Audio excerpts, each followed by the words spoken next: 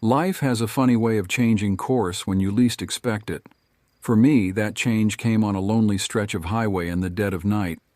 But to understand how I ended up there, we need to go back a bit. My name is Jack Miller. Up until 3 months ago, I was living what most would consider a perfectly ordinary life in Seattle. I had a steady job as a software developer at a mid-sized tech company, a comfortable apartment downtown, and a small but close group of friends.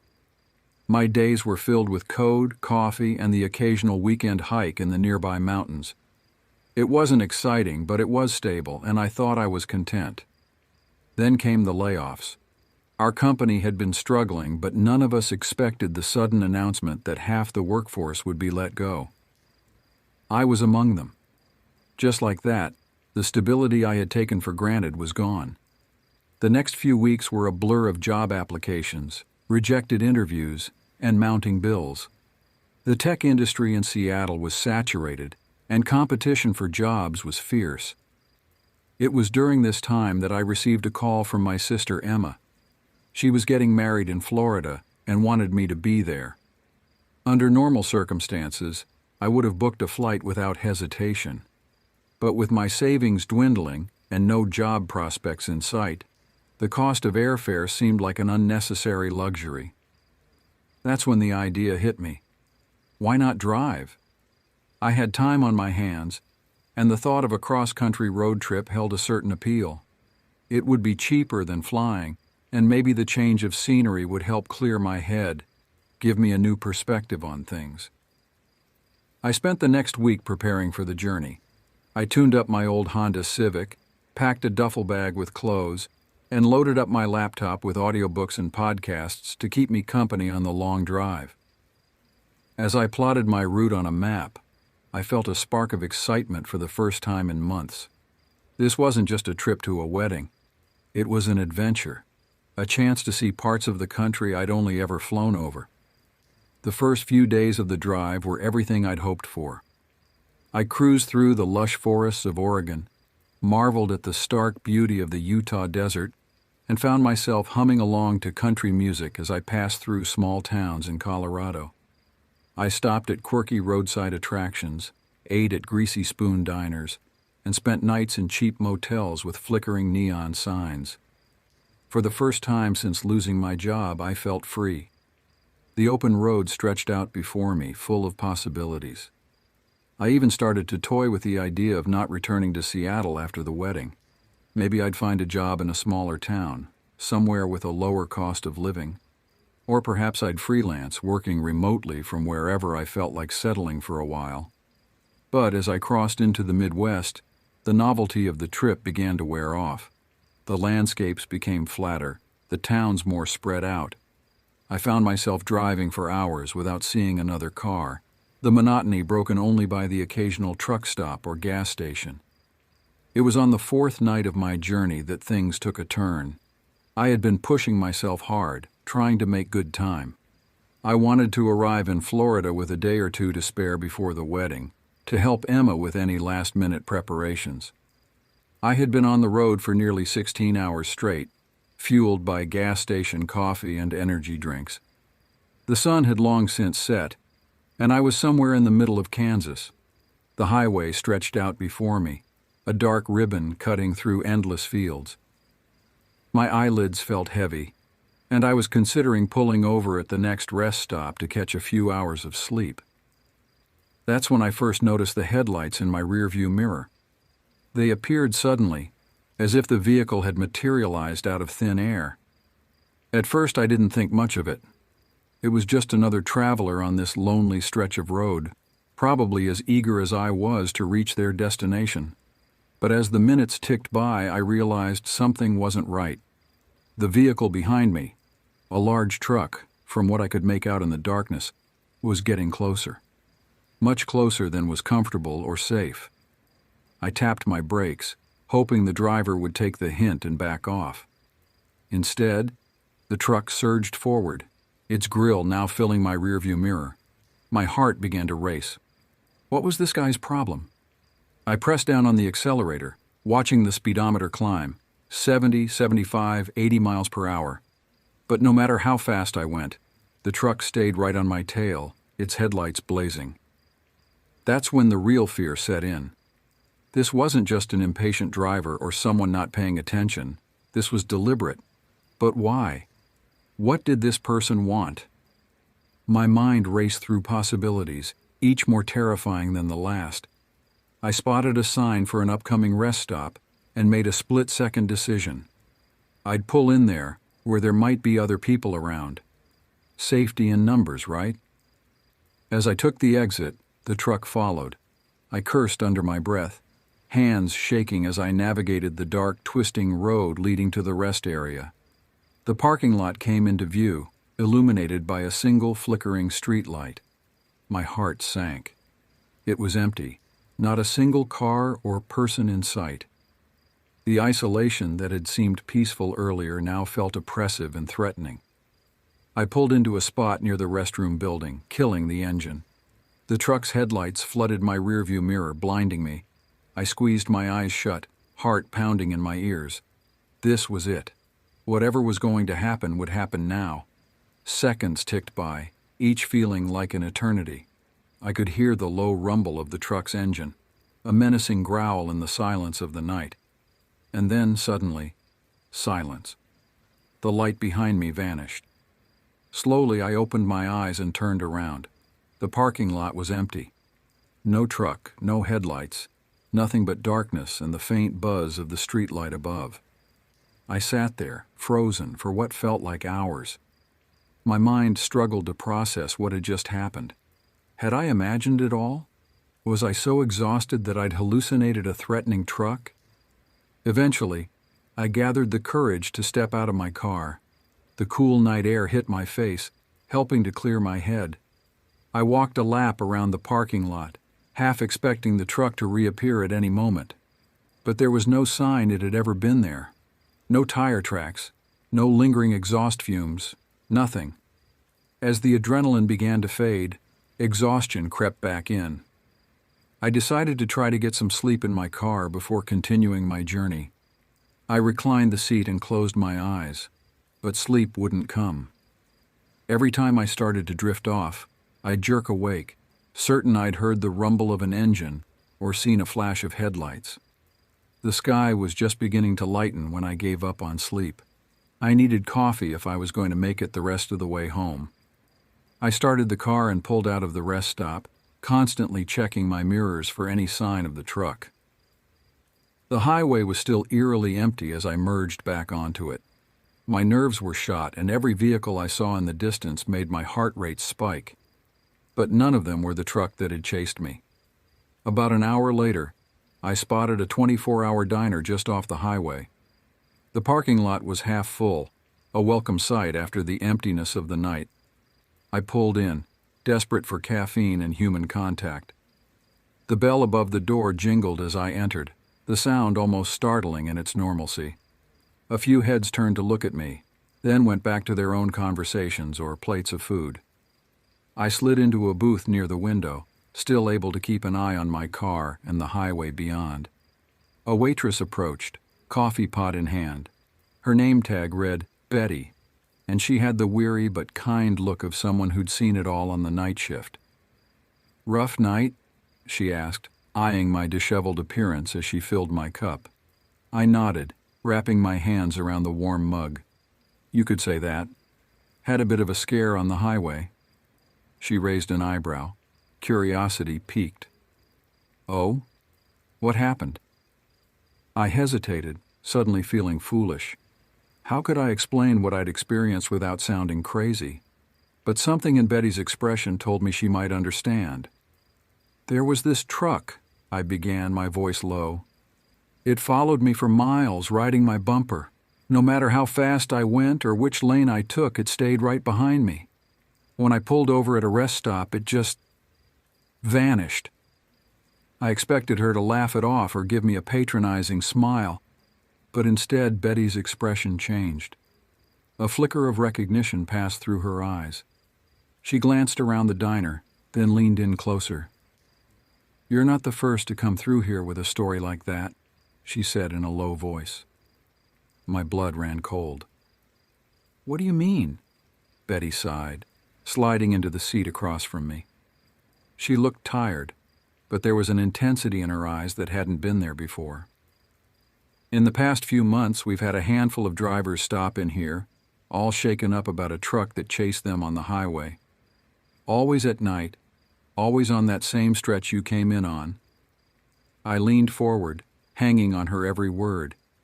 Did they see who was driving it? She shook her head, a grim expression on her face. That's the thing. No one ever sees a driver, and the truck always disappears without a trace. It's like it's not quite real, you know? A chill ran down my spine. What do you think it means? Betty shrugged, but her eyes were serious. I don't know, but there's been a string of robberies on that highway lately. Cars found abandoned, drivers missing. Police haven't been able to catch whoever's behind it. My mind reeled, trying to connect the dots. A phantom truck, disappearing drivers, unsolved robberies. It was like something out of a nightmare. Has anyone reported this truck to the police? I asked, though I already suspected the answer. Betty nodded, a hint of frustration in her voice. A few have tried, but without any evidence. And with the truck always vanishing, well, let's just say the police aren't taking it too seriously. They think it's just tired drivers seeing things, or maybe some local kids playing pranks. I sat back, processing this information. Part of me felt relieved that I wasn't the only one who had experienced this, that I wasn't going crazy. But a larger part was terrified. What was really going on out there on that lonely stretch of highway? Betty must have seen the fear in my eyes. She reached out and patted my hand, her touch surprisingly comforting. Look, you made it here safe. That's what matters. My advice? Stick to driving during the day if you can. And if you see that truck again, get somewhere public as fast as you can. Don't try to outrun it. Don't pull over in the middle of nowhere. Just find people. Lots of people. I nodded, grateful for her kindness and the warning. As she stood to get back to work, a thought occurred to me. Wait, I called after her. You said there have been robberies, missing drivers, but I wasn't robbed. The truck didn't even stop when I pulled over. Why? Betty turned back, and the grim expression on her face sent a new wave of fear through me. Maybe you got lucky, she said slowly. Or maybe they were just scouting, learning your habits, your reactions, for next time. With that chilling thought, she walked away, leaving me alone with my cooling coffee and racing thoughts. I stayed at the diner far longer than I'd planned, nursing cup after cup of coffee as I watched the sun rise fully. The normalcy of the morning rush helped ground me, reminding me that the world wasn't all dark highways and phantom trucks. When I finally got back on the road, I felt more in control. The highway looked different in the daylight, less menacing, but I couldn't shake the feeling that I was being watched, that somewhere out there, the driver of that ghost truck was waiting for another opportunity. I made it to Emma's wedding without further incident, but the experience stayed with me. In the days that followed, I found myself jumpy and distracted. Every unexpected noise made me flinch, and I had trouble sleeping, plagued by nightmares of endless highways and pursuing headlights. After the wedding, I decided to fly back to Seattle instead of driving. The thought of facing that highway again was too much to bear. But even back in the familiar surroundings of my apartment, I couldn't shake the memory of that night. I found myself researching highway robberies in the area, looking for patterns or clues. The more I dug, the more unsettling stories I uncovered. Reports of vehicles found abandoned, their drivers vanished without a trace. Whispered accounts of a truck that appeared out of nowhere and disappeared just as quickly. I even considered reporting my experience to the police, but always stopped short. What could I tell them that wouldn't sound completely insane? Officer, I was chased by a ghost truck that vanished into thin air. I could almost hear the skepticism in their voices. Weeks passed, and slowly the intensity of that night began to fade. I still avoided driving long distances at night, but the constant fear subsided. Life went on. I eventually found a new job, threw myself into work, trying to push the memory of that night to the back of my mind. Then, about a month after my encounter, I saw a news report that made my blood run cold. A car had been found abandoned on that same highway, the driver missing. The details were eerily similar to the stories Betty had told me at the diner. As I stared at the TV screen, a chill ran down my spine. I couldn't help but wonder, had I really escaped that night, or had I just postponed the inevitable? The image of the abandoned car on the news seemed to mock me, a grim reminder of what could have been, what might still be waiting for me out there. The highway stretched out before me, a dark ribbon cutting through the night. But now, every set of headlights in my rearview mirror made me flinch. Every truck that passed sent my heart racing. The once peaceful solitude of a late-night drive had been shattered, replaced by a constant, gnawing fear. I found myself avoiding long drives, making excuses to stay close to home. When I did have to travel, I meticulously planned my routes to stick to busy, well-lit roads. I installed a dash cam in my car, hoping that if I ever encountered the phantom truck again, I'd at least have some evidence. But even as I took these precautions, a part of me knew they might be futile. If what I'd experienced was something beyond the ordinary, would any of this really make a difference? I knew one thing for certain. I would never look at an empty highway the same way again. Because now I knew that sometimes, in the dead of night, those highways aren't as empty as they seem. And the things that lurk in the darkness don't always disappear when you turn to face them. As time passed, the memory of that night remained vivid, a constant reminder of the inexplicable and the dangerous. I often found myself wondering about the other drivers who had encountered the phantom truck. What had become of them? Had they managed to move on with their lives? Or were they, like me, forever changed by their experience? And what of the missing drivers? Were they victims of ordinary crime, or was there something more sinister at play? The questions haunted me, unanswered and perhaps unanswerable. In the end, all I could do was stay vigilant, always watching the rearview mirror, always wary of the shadows on the road. Because out there, somewhere in the night, I knew the phantom truck was still roaming, waiting, watching, ready to emerge from the darkness once again.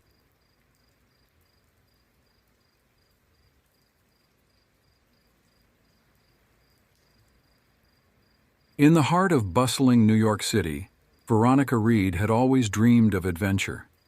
A successful marketing executive in her early 30s, she had everything society told her she should want: a high-paying job, a trendy apartment, and a circle of friends who loved to party. But something was missing. She felt trapped in the concrete jungle, yearning for open spaces and new horizons. Then she met Owen Parker. He was different from the usual Wall Street types she encountered, a freelance photographer with a passion for capturing the beauty of the American landscape. Their romance was a whirlwind, intense and all-consuming. Owen showed Veronica a world beyond the skyscrapers, introducing her to the thrill of spontaneous weekend getaways and the simple joy of stargazing far from the city lights. As their relationship deepened, Veronica began to open up about her past. She told Owen about her ex-boyfriend, Ryan, a charming but volatile man who had slowly isolated her from friends and family. It had taken all her courage to leave him, and even years later, the memory of his anger and possessiveness still haunted her. Owen was supportive and understanding. Together they made plans for a grand adventure, a cross-country road trip from New York to California. It would be a chance to see America's hidden gems, to reconnect with nature, and for Veronica, an opportunity to finally leave the shadows of her past behind. They set out on a sunny Tuesday morning, their car packed with camping gear, snacks, and a carefully curated playlist. The first few days were everything they dreamed of. They marveled at the changing landscapes, from the lush forests of Pennsylvania to the rolling hills of Ohio. They stopped at quirky roadside attractions, ate at greasy spoon diners, and spent nights under the stars, talking about their hopes and dreams. But on the fourth day of their trip, as they crossed into Illinois, everything changed. The first time Veronica saw the blue sedan, she thought nothing of it. By the third time, her palms were sweating on the steering wheel. By the fifth, she was fighting the urge to scream. Their carefree adventure had turned into a waking nightmare. They'd stopped for gas just outside of Chicago when Veronica first noticed the car. It was a nondescript blue sedan, probably a Toyota or Honda, with tinted windows that made it impossible to see the driver. As she filled up their tank, she saw it pull into the pump across from them. Nothing unusual about that. But then they stopped for lunch 2 hours later at a diner in the middle of nowhere, and there it was again, parked a few spaces down. Veronica nudged Owen, nodding towards the car. "Is it just me, or did we see that same car at the gas station?" Owen squinted, then shrugged. "Maybe. It's a pretty common car, though. Probably just a coincidence." Veronica tried to believe him, but a nagging feeling had taken root in her gut. As they ate their burgers, she kept glancing out the window, half expecting to see someone watching them. But the car just sat there, silent and empty. They hit the road again, and for a while Veronica managed to relax. They sang along to their road trip playlist, played silly car games, and marveled at the changing landscape as they pushed west. But as the sun began to set, and they pulled into a small town to find a motel for the night, Veronica's blood ran cold. There in the parking lot of the only motel in town was the blue sedan. "Owen," Veronica said, her voice tight. "Look." He followed her gaze, and she saw the moment realization dawned on his face. "Okay, that's a little weird," he admitted. They checked in quickly, hurrying to their room with their bags. Veronica double-checked the lock on the door, then peered out through the curtains. The blue car was still there, its windows reflecting the neon glow of the motel sign. "Should we call the police?" Owen asked, his voice small. Veronica hesitated. "And tell them what? That we've seen the same car 3 times in one day? They'll think we're paranoid." They spent a restless night, taking turns to keep watch. But nothing happened. When morning came, the blue car was gone. Veronica wanted to believe it was over, that maybe they really had just been paranoid. But as they merged onto the highway, her heart sank. There, a few cars behind them, was the familiar blue shape. "We need to lose them," she said, gripping the wheel so tight her knuckles turned white. Owen nodded, his face pale. "How?" Veronica took the next exit abruptly, earning a chorus of honks from other drivers. The blue car followed. She turned down side streets randomly, trying to be unpredictable. Sometimes she caught a glimpse of their pursuer in the rearview mirror, sometimes not. But they always reappeared. After an hour of this cat-and-mouse game, they found themselves on a lonely stretch of country road. Fields of corn stretched out on either side, broken only by the occasional farmhouse or barn. "What do we do now?" Owen asked, his voice shaking. Veronica opened her mouth to respond, but before she could, she saw something that made her heart leap into her throat. Up ahead, an old barn loomed by the roadside, its faded red paint peeling in the sun, and parked behind it, just visible, was a blue sedan. "They're waiting for us," she whispered. Owen's eyes widened in fear. "Turn around now!" Veronica slammed on the brakes, ready to spin the car around, but it was too late. The blue sedan pulled out from behind the barn, blocking the road ahead. At the same moment, she saw another car appear in her rearview mirror, cutting off their retreat. They were trapped. Time seemed to slow down as the driver's door of the blue sedan opened. A figure stepped out, and Veronica felt the world tilt on its axis. "No," Owen breathed beside her. "It can't be." But it was. Walking towards their car, a grim smile on his face, was Veronica's ex-boyfriend, Ryan. Memories flooded back, memories Veronica had tried to suppress. The times she'd shown up at friends' apartments bruised and terrified. Her tearful confessions about Ryan's possessive behavior, his violent outbursts, the restraining order she'd finally gotten. Ryan approached the driver's side window. Veronica hit the lock button for all the good it would do. He leaned down, his face inches from the glass. "Long time no see," he said, his voice muffled but still chilling. "Did you really think you could just run away?" Veronica was frozen, her face a mask of terror. Owen reached for her hand, squeezing it tight. "What do you want, Ryan?" Owen called through the glass, trying to keep his voice steady. Ryan's smile widened, showing too many teeth. "I want what's mine," he said, his eyes fixed on Veronica. "She's not yours," Owen spat. "She never was." Ryan's face darkened. "You don't know anything about us, about what we had." "I know enough," Owen said. "I know you're breaking the restraining order just by being here." Ryan laughed, a harsh, humorless sound. "You think I care about some piece of paper?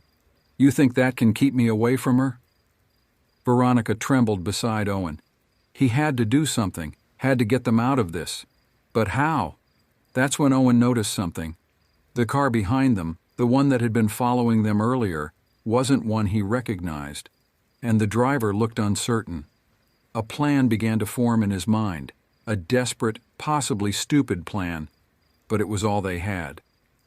"Veronica," Owen whispered, not taking his eyes off Ryan. "When I say go, I need you to duck down. Can you do that?" She nodded, her eyes wide with fear and confusion. Owen took a deep breath. Then in one swift motion, he turned the key in the ignition and slammed the car into reverse. "Go!" he yelled. Veronica ducked. Owen floored it. Their car shot backward, straight towards the vehicle behind them. At the last second, Owen saw the driver's eyes widen in panic.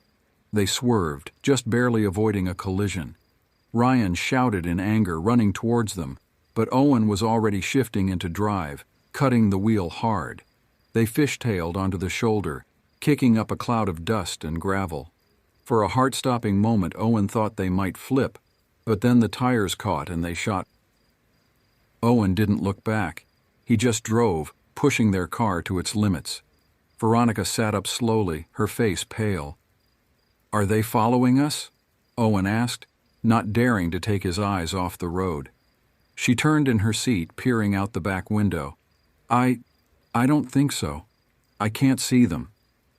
Owen didn't slow down. They drove for hours, taking random turns, avoiding main roads.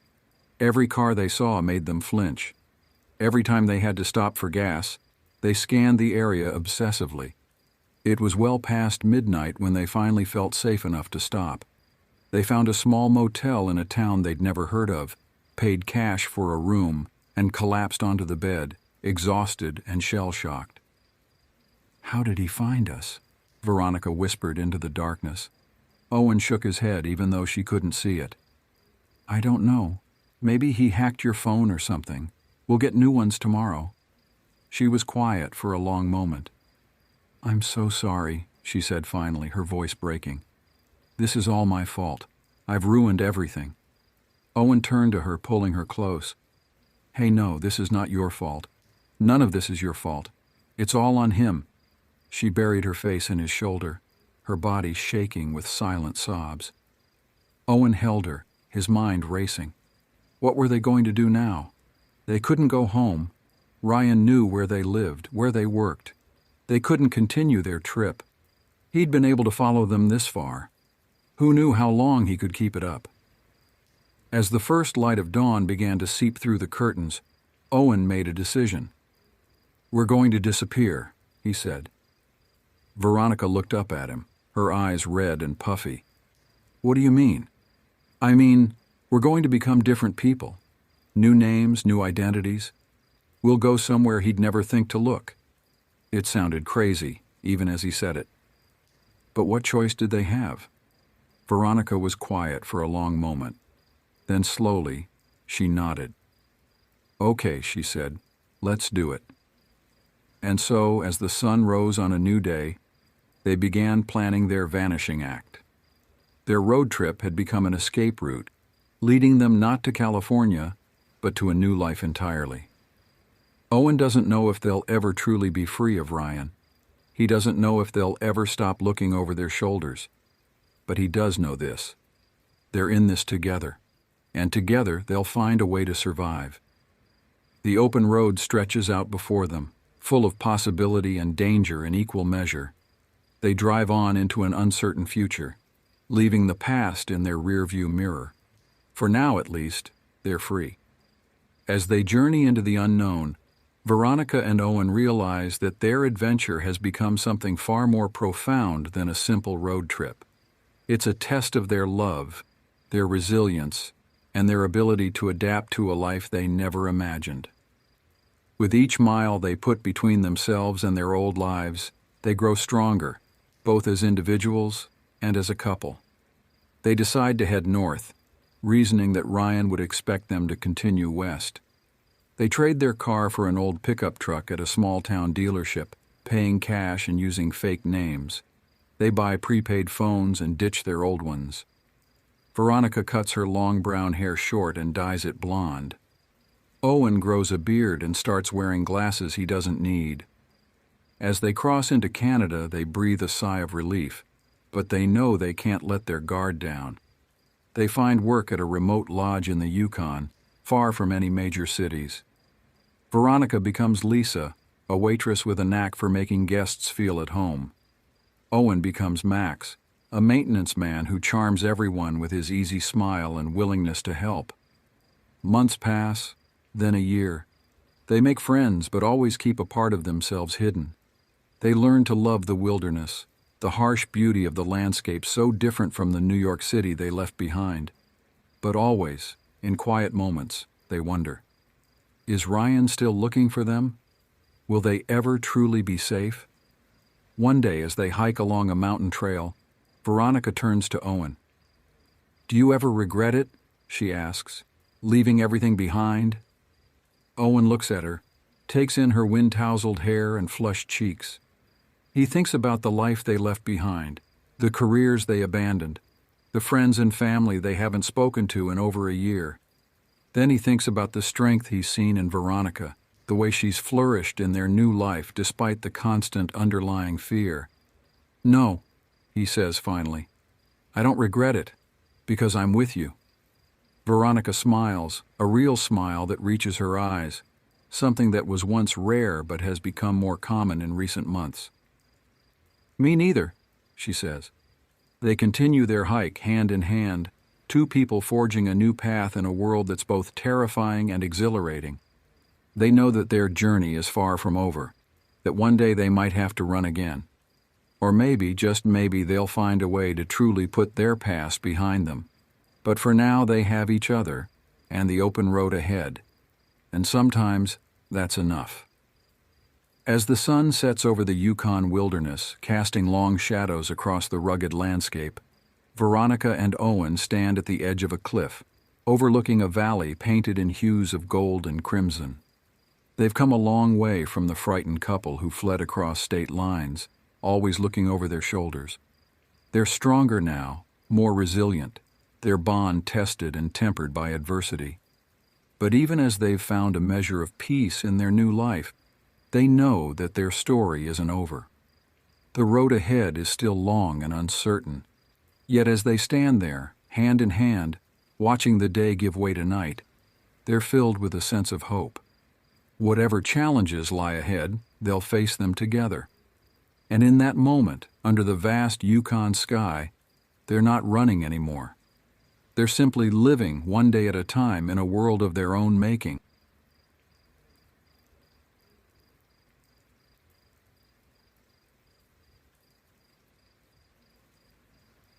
I never thought my love of the outdoors would lead me to question everything I knew about the natural world. Growing up in Minnesota's Twin Cities, I was that kid who always chose camping over video games. My parents loved to tell the story of how I learned to pitch a tent before I could ride a bike. Every weekend, if weather permitted, you'd find me hiking the trails around Lake Minnetonka or exploring the woods near our cabin up north. Boy Scouts was a natural fit. I joined Troop 157 when I was 11, and by 14 I had more merit badges than most seniors. Wilderness survival, orienteering, hiking. I collected them like other kids collected baseball cards. What made it special wasn't just the badges or the skills, though. It was the friendships. That's how I met Thomas. We bonded during our first summer camp when we were paired up for a canoeing exercise. He capsized us within 5 minutes, and instead of getting angry, I couldn't stop laughing. From that moment on, we were inseparable. We spent countless weekends planning camping trips, studying trail maps, and dreaming up adventures. Thomas was the one person who matched my enthusiasm for the outdoors, maybe even exceeded it. By the time we were 16, we had explored most of Minnesota's state parks. We knew the trails around our homes like the backs of our hands. That's probably why the Tomahawk Scout Reservation in Wisconsin seemed so appealing. It was something new, something different. If only we had known how different it would turn out to be. The trip was planned for late August, just before school started. Our troop had reserved a week at Tomahawk, and the excitement was palpable during our preparation meetings. Thomas and I threw ourselves into research, poring over topographical maps of the reservation and surrounding areas. The camp sprawled across 1,200 acres of pristine Wisconsin wilderness, bordered by dense forest and several lakes. Perfect hiking territory. We were meticulous in our preparation. My pack contained everything a scout should carry: compass, topographical maps, first aid kit, emergency shelter, water purification tablets, and enough trail mix to feed a small army. Thomas handled the cooking gear. He was always better at camp cooking than I was. Everything was checked and double-checked. We even did a practice hike with full packs the weekend before. The drive to Tomahawk took about 4 hours, but it felt longer. Thomas and I sat together on the bus, marking potential hiking routes on our maps and discussing which landmarks we wanted to explore. There was an old fire tower marked on the map that particularly interested us. The other scouts were excited about the fishing and canoeing, but Thomas and I had our sights set on the trails. The first 2 days at camp were standard scout fare, setting up our site, orientation meetings, merit badge classes. But it was the third day when things began to change. The morning started normally enough. After breakfast, Thomas and I headed to the camp store, ostensibly to pick up some supplies. I bought a hatchet, a nice one with a leather grip. It would turn out to be more important than I could have imagined. The late August weather was perfect for hiking, cool enough to be comfortable, warm enough to keep moving. The forest around Tomahawk was different from what we were used to in Minnesota. The trees seemed older, taller, more primeval somehow. Pine needles cushioned our steps, and shafts of sunlight created shifting patterns on the forest floor. We started on marked trails, making good time and enjoying the new terrain. Thomas was in his element, pointing out different bird calls and plant species. The conversation flowed easily, but there was something about the forest that kept drawing my attention away. Maybe it was how the wind moved through the trees, or how the shadows seemed deeper than they should have been. By late afternoon, we had covered several miles and were starting to think about heading back. That's when Thomas spotted what looked like an old trail branching off from the main path. It wasn't on our maps, but it seemed well-defined enough to follow. We should have stuck to the marked trails. We should have checked the time more carefully. We should have done a lot of things differently. The old trail led us deeper into the forest, away from the well-traveled paths. The trees grew closer together here, their branches interweaving overhead until only occasional glimpses of sky remained. We came across odd arrangements of stones, too regular to be natural, too weathered to be recent. Thomas was fascinated, taking pictures and speculating about their origin. Then we found the first sign that something was wrong. It was a tree, but not like any I'd seen before. The bark had been stripped away in long vertical strips, but not by any animal I knew. The exposed wood underneath was darkened as if burned, but in intricate patterns that seemed almost like writing. Thomas wanted to examine it closer, but something in my gut told me to keep moving. That's when we realized we had lost track of time. The forest was growing darker, and our phones showed no signal. We decided to head back, but nothing looked familiar. The trail we had followed seemed to have changed somehow, branching in ways we didn't remember. Thomas suggested we split up briefly to look for familiar landmarks, a decision I'll regret for the rest of my life. I headed what I thought was east, marking my path with broken branches. The forest had become unnaturally quiet. No birds, no insects, not even the sound of wind in the trees. Just my own breathing and the crunch of pine needles under my feet. The air felt heavy, almost thick, like the moment before a massive storm. After about 5 minutes of walking, I heard it, a scream in the distance. It sounded like Thomas, but wrong somehow, distorted. I called out his name, but my voice seemed to be swallowed by the dense air. The scream came again, closer this time, but from a different direction. My heart was pounding so hard I could feel it in my throat. I pulled out my new hatchet, gripping it tightly. The weight of it in my hand was reassuring, but not enough to calm my rising panic. The darkness between the trees seemed to move, to shift in ways that darkness shouldn't.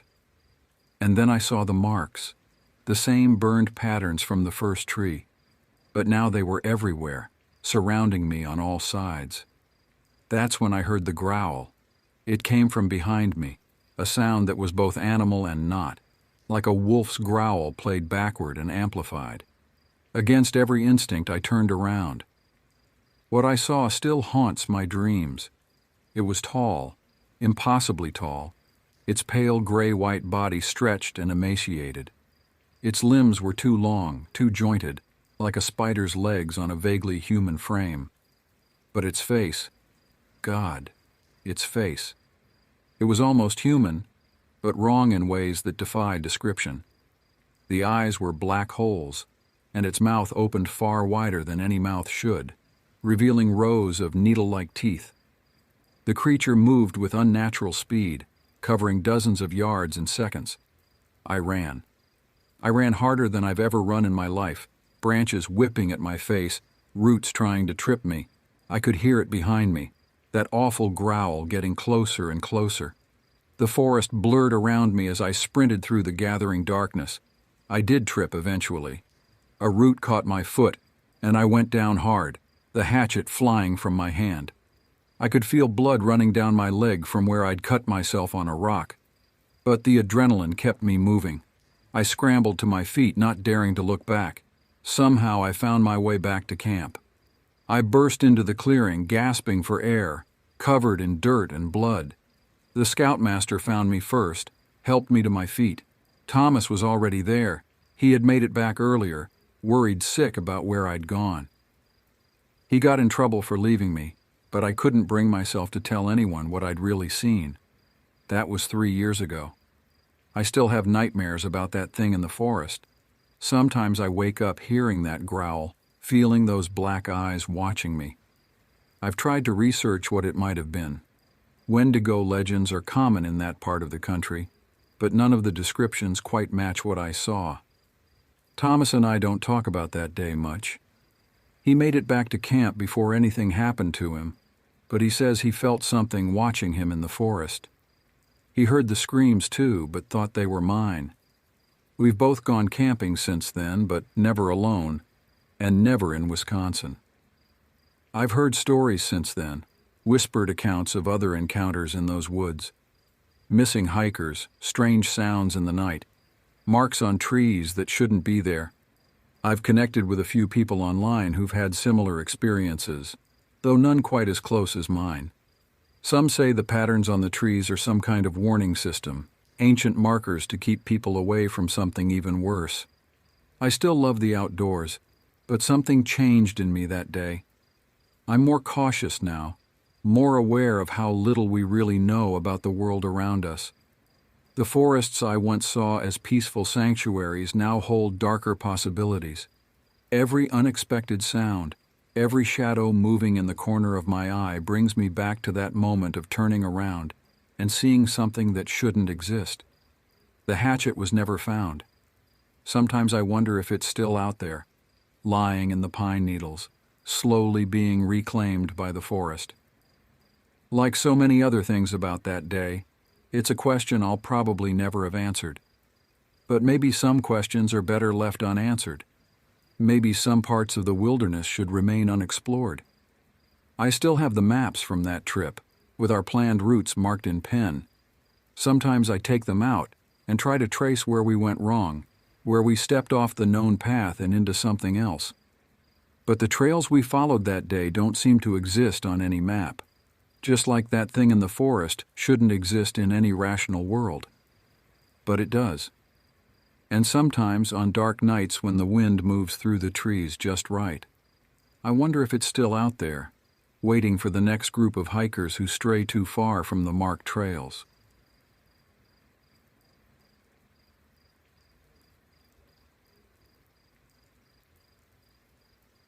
I've spent most of my life trying to forget what happened on Hansel Road in the fall of 2016. Some nights, when the wind whispers through the trees and the moon casts strange shadows, I still wake up in a cold sweat, thinking I see those red lights floating outside my window. But I need to tell this story. Maybe putting it down on paper will help make sense of what happened, though I doubt anything could really explain what lives in those woods. I grew up in Pennsylvania's wilderness, in a small town nestled against the Pocono Mountains. My father was a forest ranger, and he taught me everything he knew about surviving in the woods. Track animal signs, read weather patterns, navigate by stars, all the skills that should have prepared me for anything nature could throw at me. But nothing in his training covered what to do when nature itself turns wrong. My childhood home backed up against state forest land. I spent countless hours exploring those woods, building forts from fallen branches, and learning the secret paths that deer used.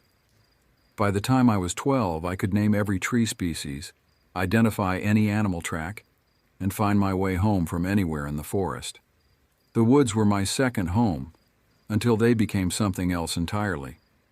I met Grant Thompson in middle school, when his family moved to our town from Pittsburgh. He was a city kid trying to adjust to rural life, and I took him under my wing, teaching him the woods the way my father had taught me. We became inseparable, spending every weekend on some new adventure. Grant had a natural instinct for the outdoors, and soon he was as comfortable in the forest as I was. What made our friendship work was how we balanced each other. I was the impulsive one, always ready to explore that strange cave or follow that unusual track. Grant was more methodical, always thinking 3 steps ahead. He packed extra supplies, checked weather reports, and left detailed plans with his parents. Together we made a good team, and we needed to be for what was coming. By the time we were in our mid-20s, we'd seen some strange things in those woods. Every forest has its mysteries, unexplained lights, weird sounds, tracks that don't quite match any known animal. But we'd learned to rationalize these things, to file them away in that part of our minds labeled, probably has a logical explanation. Then came my experience in upstate New York in 2014. I still have trouble talking about what happened in those mountains. The official report called it a bear attack, but bears don't move the way that thing moved. Bears don't laugh. And bears definitely don't leave messages written in their victims' blood. I was the only survivor of that trip. And sometimes I wonder if I really survived at all, or if something else came back wearing my face. That's why, when Grant's cousin Bradley showed up with his stories about Hansel Road, I should have known better. I should have recognized the warning signs. But there's something in human nature that makes us doubt our own experiences, that pushes us to test the boundaries of what we know to be true and false. Bradley Walsh was everything I wasn't. Loud, boastful, and convinced he knew everything there was to know about wilderness survival. He'd moved to Montana right after high school and styled himself as some kind of survival expert. His social media was full of photos of him posed with hunting rifles and survival gear, always with that same smug smile that made you want to punch him. He visited Grant every few months, always with new stories about his adventures, fighting off mountain lions with pocket knives, surviving avalanches with nothing but a space blanket, escaping packs of wolves by outsmarting them. We all knew they were bullshit, but Bradley told them with such conviction that sometimes you almost wanted to believe him. The night everything started, Bradley was holding court in Grant's living room. A small group of friends had gathered to hear his latest tales, including Carly Chen, a grad student studying local folklore. I was in the kitchen, half listening to Bradley's latest story about wrestling a bear. The bear seemed to get bigger every time he told it, when I heard him mention the woods of Hansel Road. The name hit me like a physical blow. Hansel Road wasn't on any tourist maps. It wasn't the kind of place you'd stumble across by accident. Located near Doylestown, running alongside Sawmill Run, it had a reputation among locals that went back generations. People talked about the lights, red lights that appeared in the woods at night, following hikers, watching from between the trees.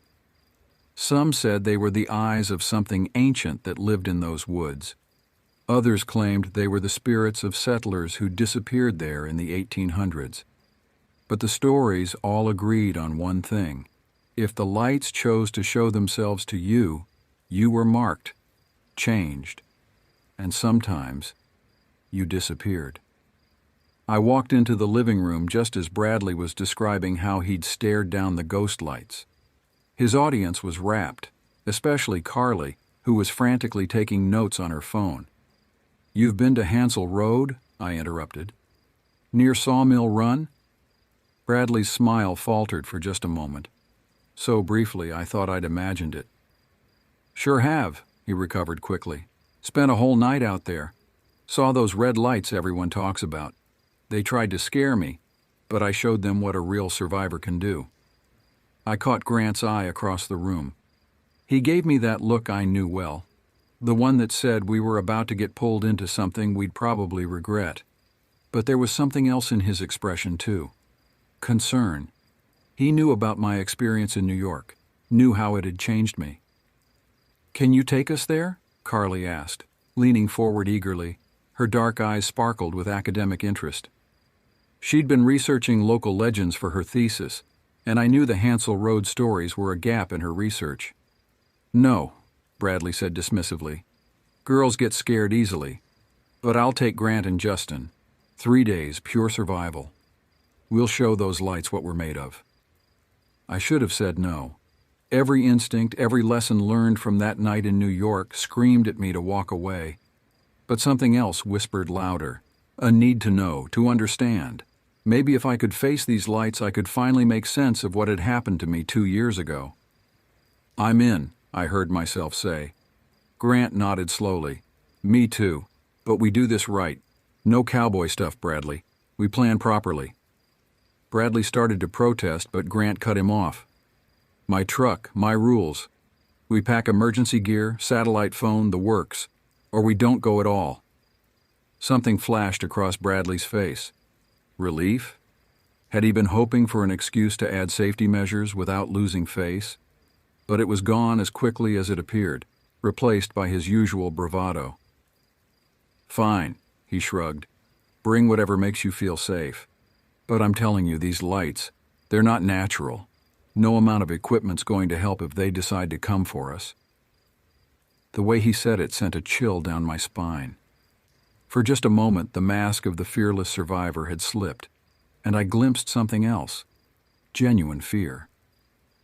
What had he really seen out there on Hansel Road? Carly spoke up again. "I've interviewed people who've seen the lights. They all describe them differently.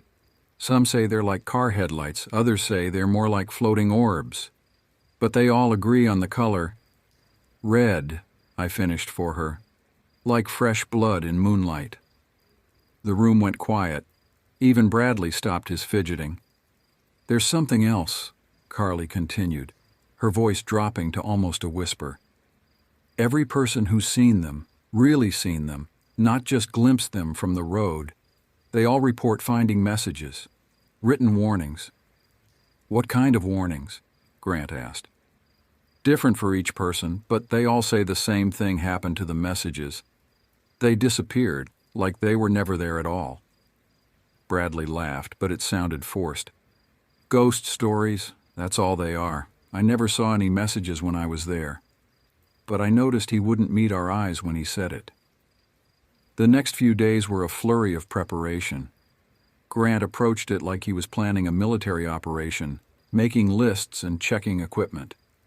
I could tell he was worried, not about the lights themselves, but about what this trip might do to me. He'd seen how the New York incident had affected me, how I'd changed afterward. Our gear list grew longer by the hour. Sleeping bags rated for fall weather, 3 days of food and water, multiple first aid kits, emergency flares and road flares, various flashlights and extra batteries, basic camping supplies, 2 satellite phones, Grant insisted on redundancy, emergency locator beacons, trail cameras, motion sensors, my father's old service revolver. I didn't tell the others about this. Bradley watched our preparations with poorly concealed amusement. "You guys are treating this like we're going to war," he scoffed. "It's just some local legend, probably just swamp gas or reflected car lights."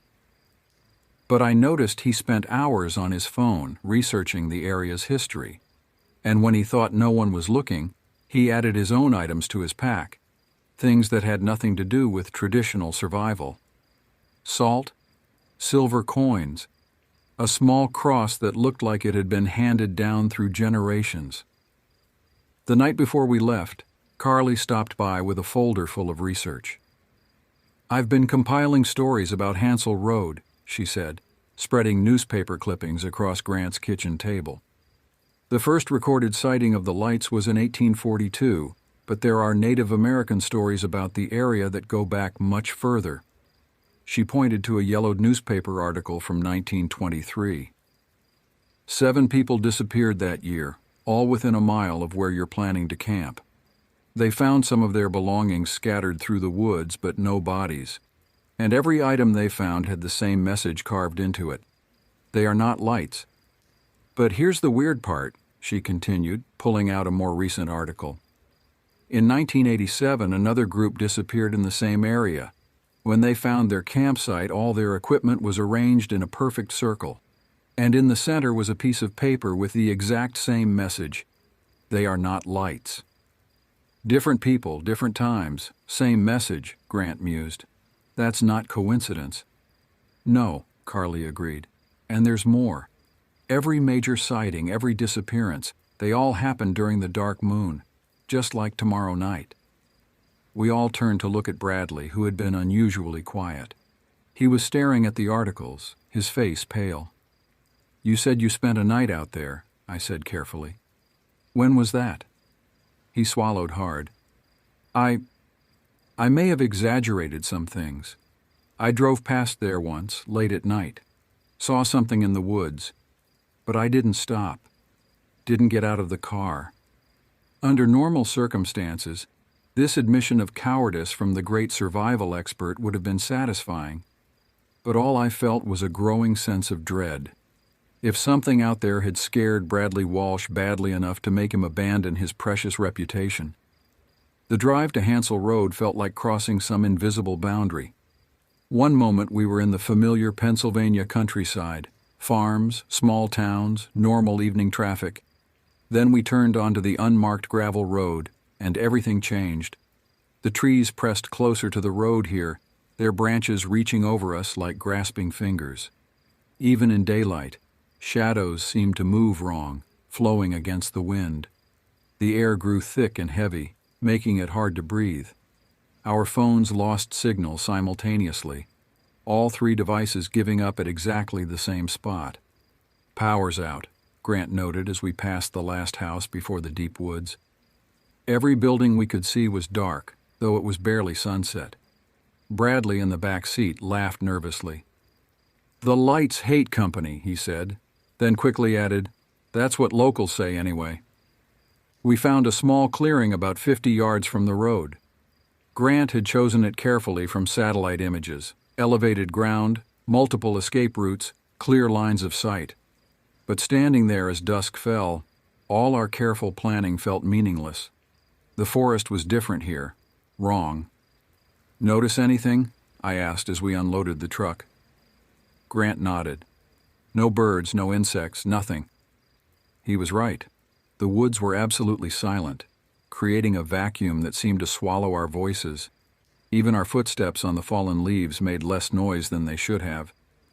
We set up our base around Grant's pickup, deciding against tents. Something about the idea of thin nylon walls felt dangerously insufficient. Bradley, for once, didn't argue about roughing it. He helped us arrange the motion sensors in a perimeter and set up the trail cameras. The temperature dropped rapidly as darkness fell. By 8 p.m., our breath was fogging in the air, though it had been a warm fall day. Frost began forming on the truck's windows, spreading in patterns that didn't look quite like normal ice crystals. "Did you hear that?" Bradley asked suddenly. We listened. At first, there was only that oppressive silence. Then, something. A sound just at the edge of hearing, like a wet whisper. It seemed to come from everywhere and nowhere at once. "Probably just the wind," Grant said. But there was no wind. The first real sign that we weren't alone came around midnight. One of the motion sensors triggered, its small red light blinking in the darkness. We swept our flashlight beams toward it, but they seemed weak, as if the darkness was too thick to penetrate.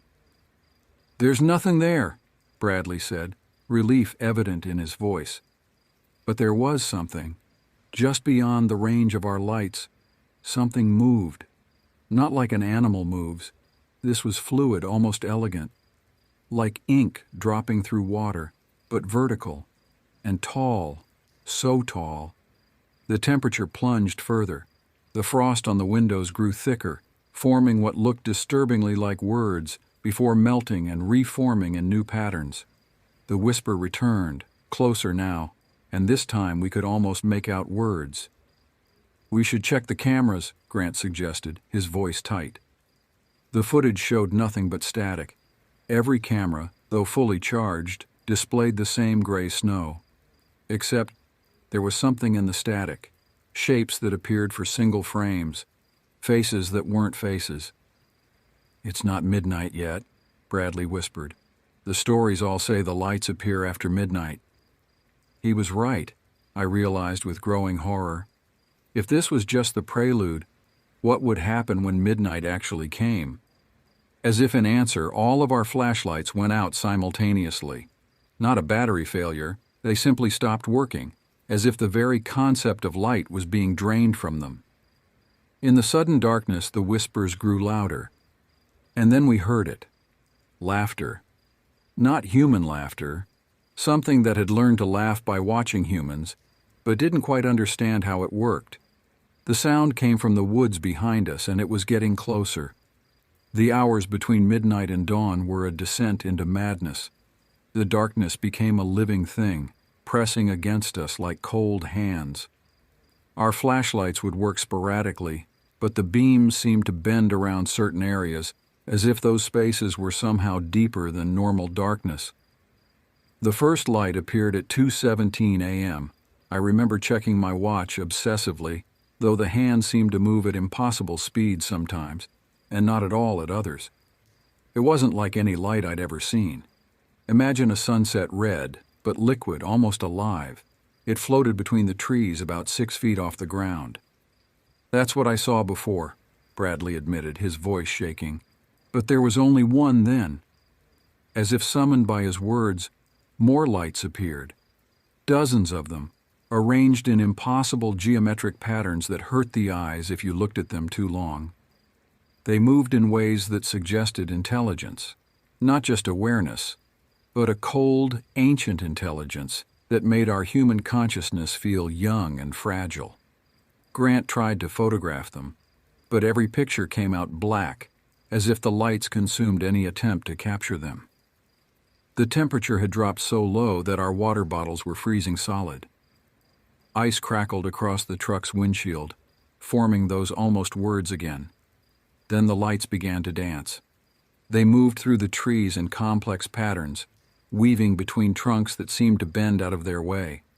The whispers grew louder, and now we could make out words, but they weren't in any language we knew.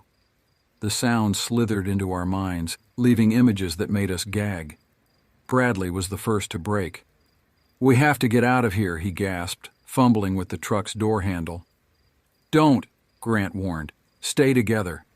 But Bradley was beyond reason. He stepped away from the truck toward the lights. They seemed to respond to his movement, gathering closer, their red glow intensifying. "They're so beautiful," Bradley whispered. The last word turned into a scream as the lights surged forward. For a moment, Bradley was illuminated in that bloody glow, and we saw changes beginning. His shadow stretched and twisted, no longer matching his form. His eyes reflected the light like mirrors. Grant grabbed his arm and yanked him back just as the lights reached for him with appendages that weren't quite light, weren't quite solid. Bradley collapsed into the truck bed, sobbing. That's when we found the first note. The first note appeared between one blink and the next, sitting atop our supplies in the truck bed. The paper looked ancient, yellow and brittle, but the ink glistened wetly in our faltering flashlight beams. 4 words written in an elegant spidery hand. "They wear your faces." Bradley's hand shook as he picked up the paper. This can't." The note crumbled to ash in his fingers, the particles floating upward against gravity before vanishing. We found the second note minutes later, folded inside Grant's jacket pocket, a pocket I'd watched him check empty just moments before. Different paper, same wet ink. "Your lights cannot save you." The third note appeared between Bradley's feet. "We remember your grandfather." That one hit me hard. My grandfather had disappeared in these woods in 1963. The official report said he got lost, but he'd grown up here, knew these woods better than anyone. They never found his body. The lights continued their dance through the trees, but now they seemed to be spelling things. Names, dates, secrets we'd never told anyone. Every few minutes, new notes would appear in impossible places, inside zipped pockets, between pages of sealed notebooks, under our collars. "Coming closer. Your fear tastes sweet." The other Bradley screamed longer. That last one broke something in Bradley. He started mumbling about his first visit here, about things he'd seen but convinced himself were dreams, about a night spent running through these woods, pursuing or being pursued. He couldn't remember which anymore. The change happened at 3:33 a.m. exactly. The lights froze in their dance, forming a perfect circle around our position. The whispers built to a crescendo, and the darkness between the trees began to fold. That's the only word I can use, inadequate as it is. Reality folded like paper, revealing something behind the world we knew. It emerged slowly, almost elegantly. At first it looked almost human, tall but human-shaped. Then it kept getting taller, unfolding upward until it dwarfed the oldest trees. Its faces shifted constantly, showing people we knew, people we'd lost, people who had disappeared in these woods over generations. I saw my grandfather's face among them, younger than in any photo I'd seen, screaming silently. The entity's true form seemed to exist in more dimensions than our minds could process. Looking at it was like trying to understand a 4-dimensional object through its 3-dimensional shadow. Possible, but sanity-breaking. Bradley screamed, and the sound drew the entity's attention. Its countless faces turned toward him, and in each face the eyes glowed that same bloody red as the lights. When it spoke, its voice was a chorus of everyone we'd ever known. "Bradley Walsh, you returned, as we knew you would." Bradley fell to his knees, tears freezing on his cheeks. I never. You carry a piece of us. From your last visit. We always reclaim our pieces." That's when we noticed Bradley's shadow. It hadn't moved with him. It was stretching toward the entity, reaching out like a lover's embrace. What happened next still haunts my dreams. Bradley's shadow began to pull away from him, taking something vital with it. He grabbed the truck's tailgate, holding on as his very essence tried to join the entity. "Help me!" he screamed. His face was changing, becoming transparent in places, showing something else underneath, something that glowed with that same red light. Grant moved first, grabbing Bradley's arm. I took the other. The entity's many faces smiled. Too wide, too many teeth.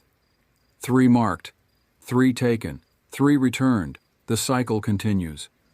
More shadows peeled away from the trees, revealing hundreds of figures trapped in the darkness. Men, women, children, all those who had disappeared here over the years. All reaching, all screaming silently. "Please," Bradley whimpered. "I'll do anything." The entity's faces shifted faster.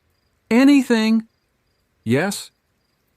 "Then it is agreed," the chorus of voices said. The shadows surged forward, and Bradley's scream cut off as if someone had flipped a switch. We found ourselves back in the truck, engines running, heater blasting. Bradley sat between us, staring straight ahead. Dawn painted the sky pink as if nothing had happened, but Bradley's shadow was gone, completely gone.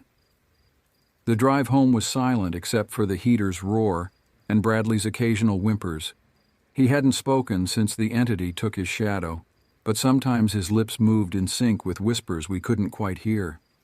His skin had taken on a translucent quality, like wax paper held up to light.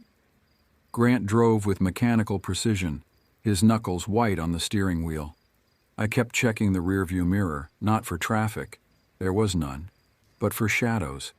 They seemed to follow us, flowing along the road's edges, always just in the corner of my eye. We tried calling Carly as soon as we got cell service, but her phone went straight to voicemail. When we reached her apartment, her roommate said she hadn't come home the night before. She'd gone to the library to research something about Hansel Road. They found her car 3 days later, parked at the library. Inside was a single note in that same wet ink: "She learned too much." Bradley's transformation was gradual but relentless.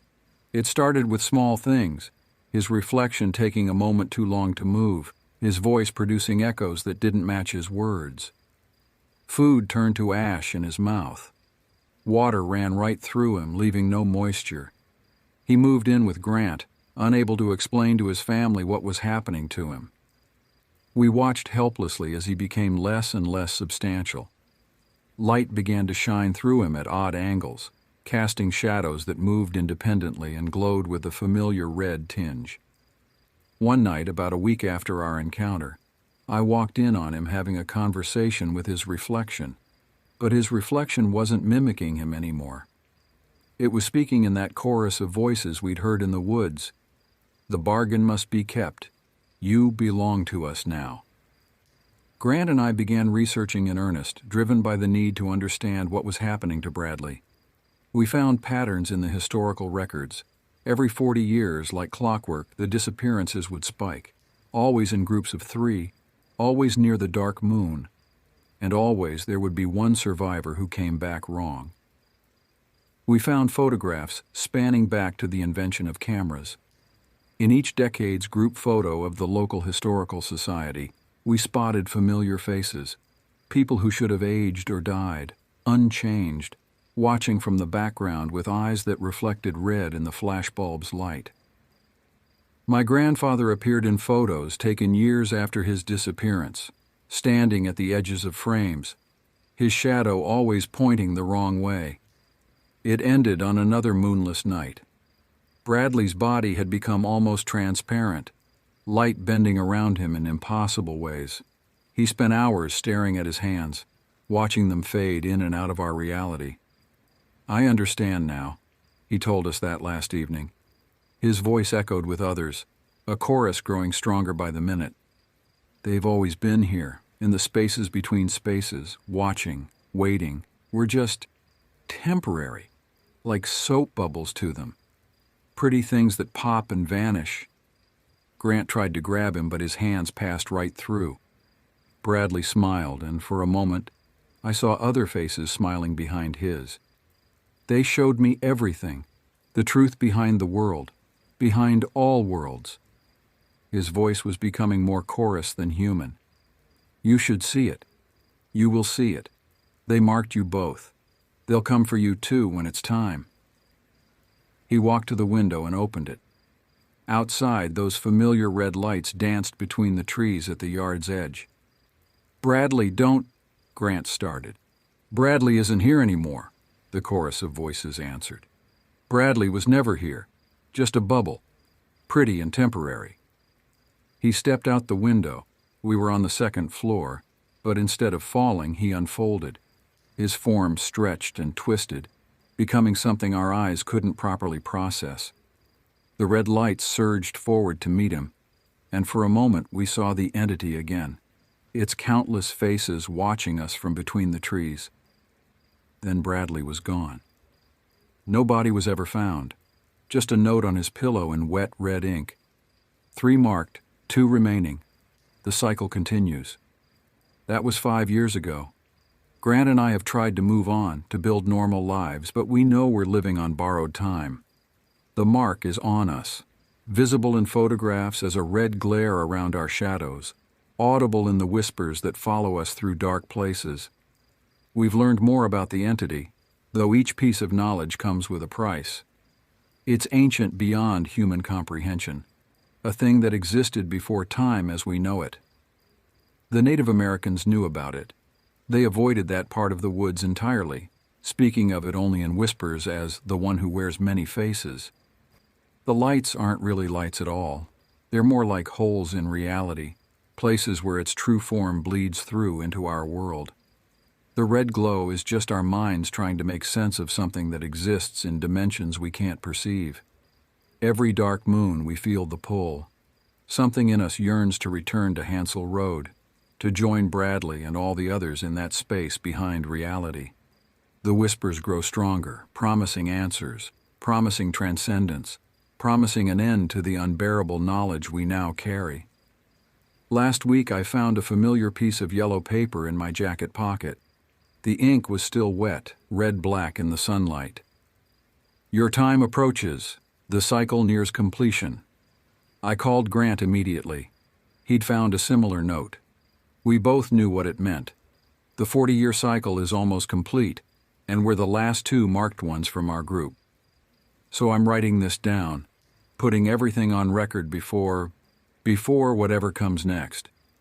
Maybe it'll serve as a warning to others. Maybe it'll help someone else understand what they're seeing when those red lights appear in the woods. Or maybe I'm just another voice in the chorus now, another face in the entity's collection, another shadow pointing the wrong way in faded photographs. If you're reading this and you see those lights, don't look too long. Don't try to understand them. Above all, don't make bargains with what lives in the dark spaces of Hansel Road, because it keeps its promises in its own twisted way. It shows you everything, just as it promised Bradley. It makes you part of something larger, something eternal. But what it doesn't tell you is this: once you've seen behind the world, you can never unsee it. Once you've heard the chorus, you can never unhear it. And once you're marked, you can never truly escape. The red lights are watching me as I write this. They're beautiful in their terrible way, so beautiful.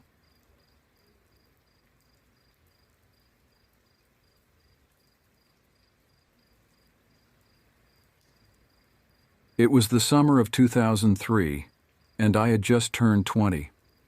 The world was a different place back then.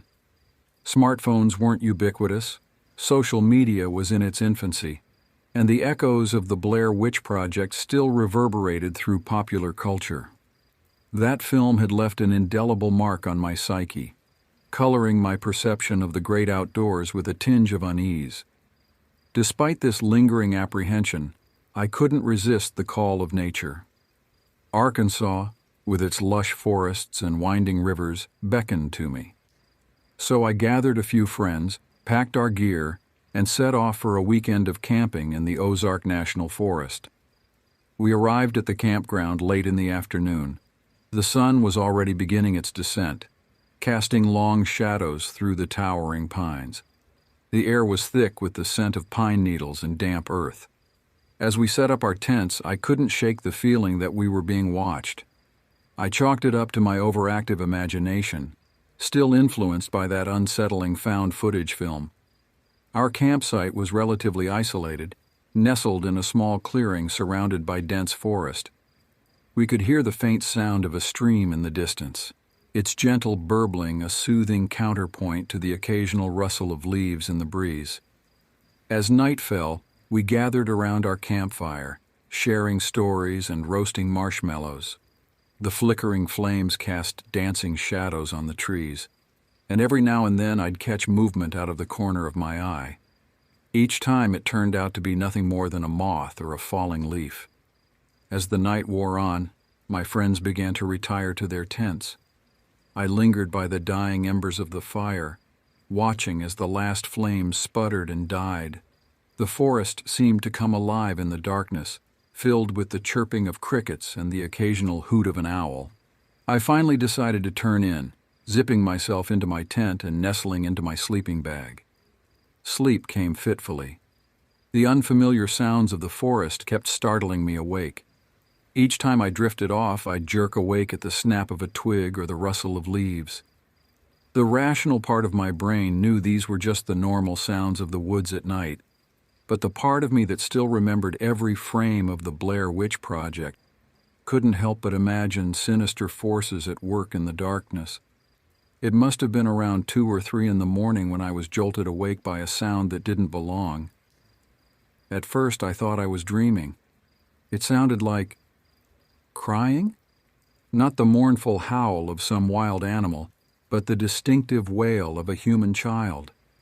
I lay perfectly still, straining my ears. There it was again, definitely crying, and it seemed to be moving around our campsite. My heart was pounding so hard I could hear the blood rushing in my ears. This couldn't be real. It had to be some kind of bizarre prank or a vivid nightmare. I pinched myself hard, hoping to wake up. The pain was sharp and real, and the crying continued. Then I heard something that made my blood run cold. Small hands were patting against the side of my tent, accompanied by sniffling and what sounded like a child trying to form words. My mind raced through possibilities, each more terrifying than the last.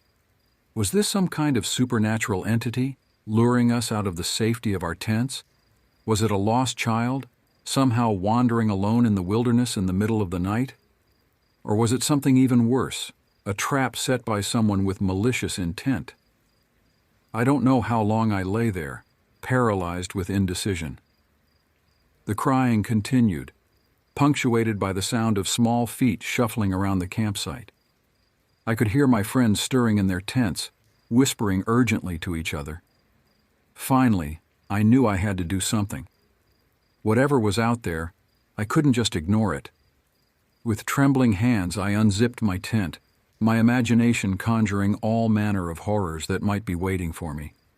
The beam of my flashlight cut through the darkness, and there, standing not 3 feet from my tent, was a small child.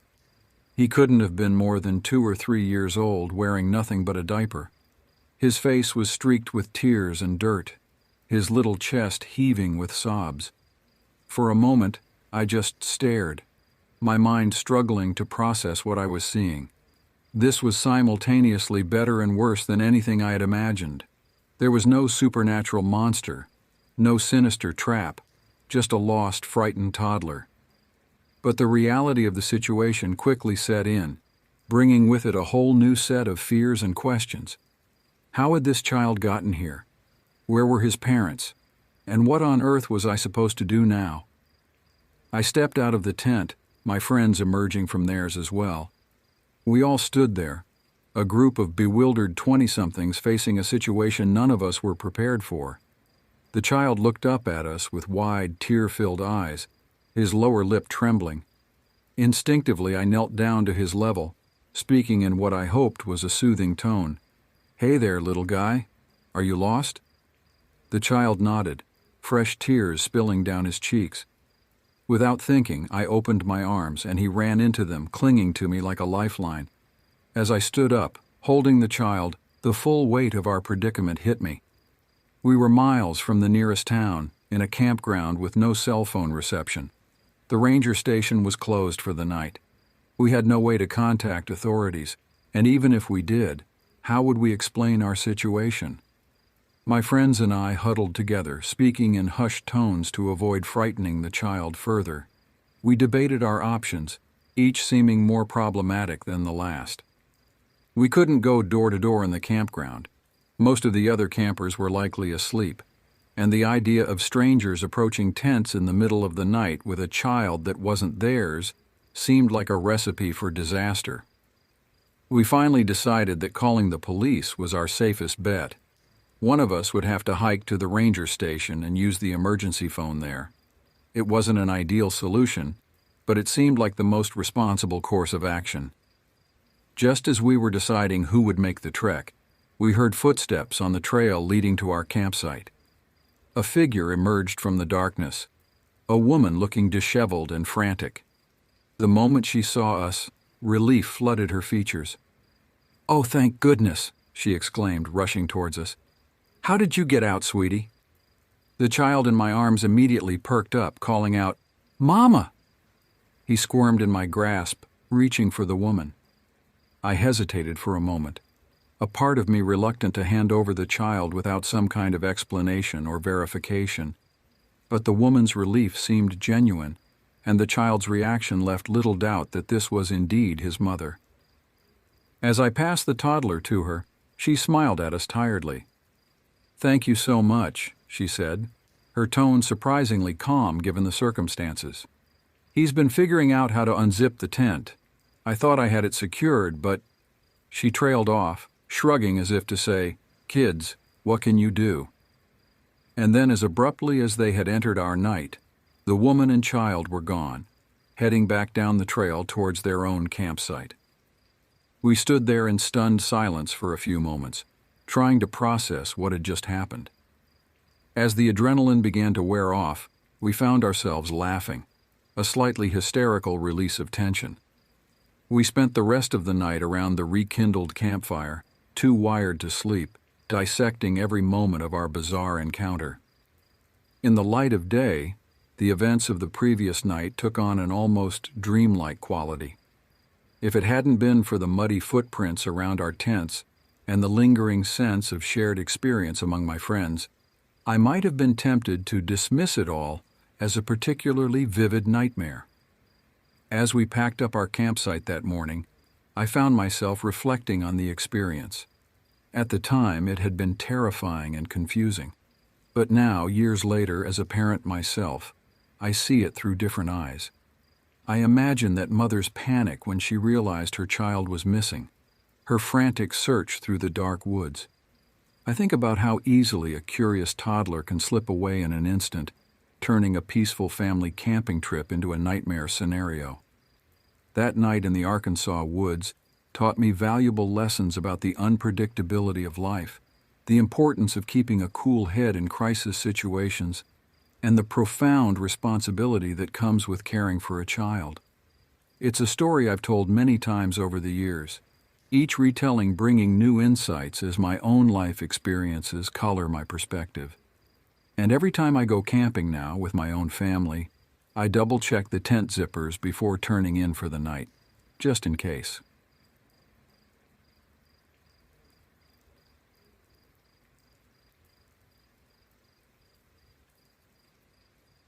The day everything changed started like any other. I was sitting at my desk, struggling to meet a deadline for my latest freelance writing gig, when my phone buzzed with a message from my childhood friend, Henry. "Need to see you. Important. Come over ASAP." I sighed, running a hand through my disheveled hair. Henry had always been prone to dramatics, but something about the terseness of his message gave me pause. We'd grown apart over the years, our paths diverging after high school, but the bond forged in childhood never truly faded. Deciding my article could wait, I grabbed my keys and headed out. The drive to Henry's place was short, the familiar streets of our small town passing by in a blur of faded storefronts and overgrown lawns. As I pulled up to his house, a sense of unease settled over me. The curtains were drawn, unusual for Henry, who always loved natural light. The once manicured lawn was overgrown, littered with newspapers. It looked like no one had been home for weeks. I knocked on the door, the hollow sound echoing ominously. For a long moment there was nothing. Then I heard shuffling footsteps approaching slowly, hesitantly. The door creaked open and I had to stifle a gasp. Henry stood before me, but he was a shadow of his former self. His once bright eyes were sunken, ringed with dark circles. His skin was pale, almost translucent, stretched tight over sharp cheekbones. He'd lost weight, his clothes hanging loosely on his frame. "You came," he said, his voice barely above a whisper. "I wasn't sure you would." "Of course I came," I replied, trying to keep the shock from my voice. "What's going on, Henry? Are you sick?" He shook his head, glancing nervously over his shoulder. "Not sick, enlightened. Come in quickly. I have so much to show you." Stepping into Henry's house was like entering another world. The air was thick with the cloying scent of incense, mixed with something else I couldn't quite place. A metallic tang that made my nose wrinkle. Every surface was covered in books, papers, and strange objects I couldn't identify. Henry led me to his living room, gesturing for me to sit on a worn sofa while he perched on the edge of an armchair. His leg bounced with nervous energy, his eyes darting around the room as if checking for unseen listeners. "I've made a discovery," he began, leaning forward. "Something that changes everything we thought we knew about reality." I nodded, trying to keep my expression neutral. Henry had always been interested in fringe theories and obscure philosophies, but this felt different. There was an intensity in his voice, a feverish gleam in his eyes that made me deeply uneasy. "What kind of discovery?" I asked cautiously. Henry's face lit up with an almost manic excitement. "The barrier between worlds," he whispered, as if sharing a profound secret. "It's not as solid as we've been led to believe. There are gaps, weak points, and I found a way to exploit them." A chill ran down my spine. "Henry," I said gently, "maybe you should get some rest. You don't look well." He shook his head vehemently. No, you don't understand. I'm closer than ever. Look at this." He grabbed a thick, leather-bound book from the cluttered coffee table and thrust it into my hands. The book was old, its pages yellowed and brittle. As I carefully flipped through it, I saw intricate diagrams of the human body, strange symbols I didn't recognize, and page after page of dense text in a language I couldn't read. "It's an ancient grimoire," Henry explained, his words tumbling out in a rush. "I found it in a tiny bookshop on the outskirts of town. The owner didn't even know what he had. It contains rituals and formulas for communicating with the other side." I closed the book, feeling a knot form in my stomach. "Henry, this sounds dangerous. Maybe we should talk to someone about this, a counselor or a doctor." His face darkened. "You think I'm crazy, don't you? Just like everyone else. But I'll prove it to you. I've already prepared the elixir." Before I could react, Henry reached behind the armchair and pulled out a small glass bottle filled with a murky brown liquid. My heart began to race as I realized what he was planning. "Henry, wait," I said, reaching out to stop him. But it was too late. In one swift motion, he uncorked the bottle and downed its contents. For a moment, nothing happened. Henry sat there, his eyes closed, breathing heavily. Then, without warning, he began to convulse. His body jerked violently, his eyes rolling back in his head. I rushed to his side, panic rising in my throat. Henry, can you hear me?" I shouted, grabbing his shoulders. But he was beyond hearing. His skin had turned an ashen gray, and a thin trail of saliva dribbled from the corner of his mouth. I fumbled for my phone, ready to call for an ambulance, when suddenly Henry went still. His eyes snapped open, but they were different, unfocused, glazed over, as if he was looking at something far beyond the confines of the room. "I see them," he whispered, his voice hollow and distant. "They're here." A chill swept through the room, and I could have sworn I saw my breath mist in the air. The lights flickered, and for a split second, I thought I saw something move in the corner of my eye. a dark, shapeless mass that disappeared as soon as I turned to look. Henry began to speak, but his voice was different, deeper, with an odd resonance that made the hair on the back of my neck stand up. "The veil is thin," he intoned. "They hunger. They seek. They come." I backed away, my heart pounding so hard I thought it might burst from my chest. This wasn't Henry anymore. Whatever that elixir had done, it had opened a door to something that should have remained closed. Suddenly, Henry's body went rigid. His back arched impossibly, and a terrible, inhuman scream tore from his throat. The lights in the room exploded in a shower of sparks, plunging us into darkness. In the pitch black, I heard movement, a rustling, slithering sound that seemed to come from all around me. The air grew heavy, oppressive, as if something vast and ancient was pressing down upon the very fabric of reality. I fumbled for my phone, desperate for any source of light. As the screen flickered to life, I saw Henry. He was standing now, but it wasn't him anymore. His body was a mere shell, inhabited by something else, something that turned its head to look at me with eyes that glowed with an otherworldly light. "Run," Henry's voice whispered, a final moment of lucidity breaking through. "Run, before it's too late." I didn't need to be told twice. I bolted for the door, my feet pounding against the floorboards. Behind me I heard a sound like tearing flesh and splintering bone. I didn't look back. I burst out of the house and into the street, gasping for air. The night was quiet. Too quiet. No crickets chirped, no dogs barked. It was as if the entire world was holding its breath. As I stood there trying to make sense of what had just happened, I heard it. A low, rumbling growl that seemed to come from everywhere and nowhere at once. I turned slowly, dreading what I might see.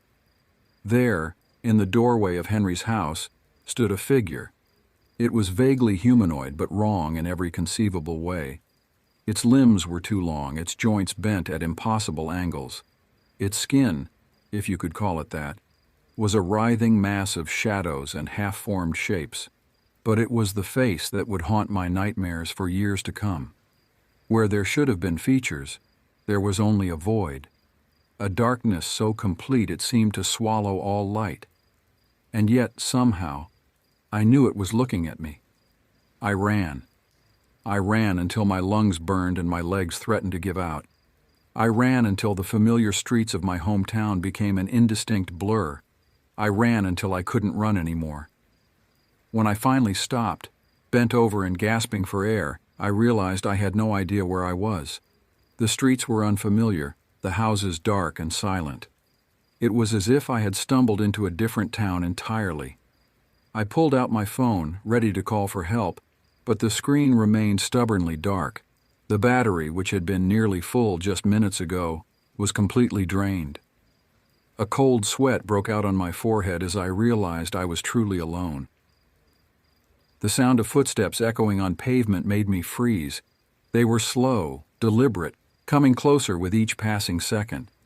I held my breath, pressing myself against the rough brick of a nearby building, praying to remain unseen. The footsteps stopped. For a long moment there was only silence. Then a voice, not Henry's, not human, but something that approximated speech in a way that made my skin crawl. "We see you," it said, the words slithering through the air like oil on water. "We have always seen you." I ran again, no destination in mind, just an overwhelming need to put as much distance between myself and that voice as possible. The streets blurred together, each turn leading to another unfamiliar lane. It was as if the town itself had become a labyrinth, designed to keep me trapped. As I rounded another corner, I collided with something solid. I stumbled back, ready to flee, when I realized it was a person, an elderly man, his face lined with concern. "Are you all right, son?" he asked, steadying me with a gnarled hand. "You look like you've seen a ghost." I opened my mouth to respond, but no words came out. How could I explain what I had witnessed? Who would believe me? The old man's eyes narrowed as he studied my face. "You've seen them, haven't you?" he said softly. "The things that lurk in the spaces between." My blood ran cold. You know about them?" He nodded gravely. "I've spent my life studying the boundaries between our world and others. There are things out there, son, ancient things that have no place in our reality, and sometimes they find a way through." I followed the old man to his home, a small, cluttered apartment filled with books and strange artifacts. As he brewed a strong pot of coffee, I told him everything that had happened with Henry and the elixir. The old man, who introduced himself as Dr. Morrison, listened intently, his brow furrowed in concentration. When I finished my tale, he let out a long, weary sigh. "Your friend has opened a door that should have remained closed," he said. "The elixir he consumed, it's an ancient formula, one that allows the drinker to perceive realities beyond our own. But it also weakens the barriers between worlds, allowing things to slip through." "Is there any way to save Henry?" I asked, clinging to a desperate hope. Dr. Morrison's expression was grim. "I'm afraid your friend Henry is gone, the entity that has taken possession of his body. It's not something that can be easily banished. But we must try. If we don't, the breach will only grow larger, allowing more of these beings to cross over." Over the next few days, Dr. Morrison taught me about the hidden world that existed alongside our own. He showed me ancient texts that spoke of beings from other dimensions, of rituals to contact the dead, and of the terrible price that came with such knowledge. We prepared for a confrontation with the entity that had taken Henry. Dr. Morrison mixed herbs and powders, creating protective charms and weapons that he assured me would be effective against otherworldly threats. As we worked, I couldn't shake the feeling that we were being watched. Sometimes, out of the corner of my eye, I would catch glimpses of shadowy figures that disappeared when I turned to look. The air felt charged, as if a storm was brewing just beyond the horizon of reality.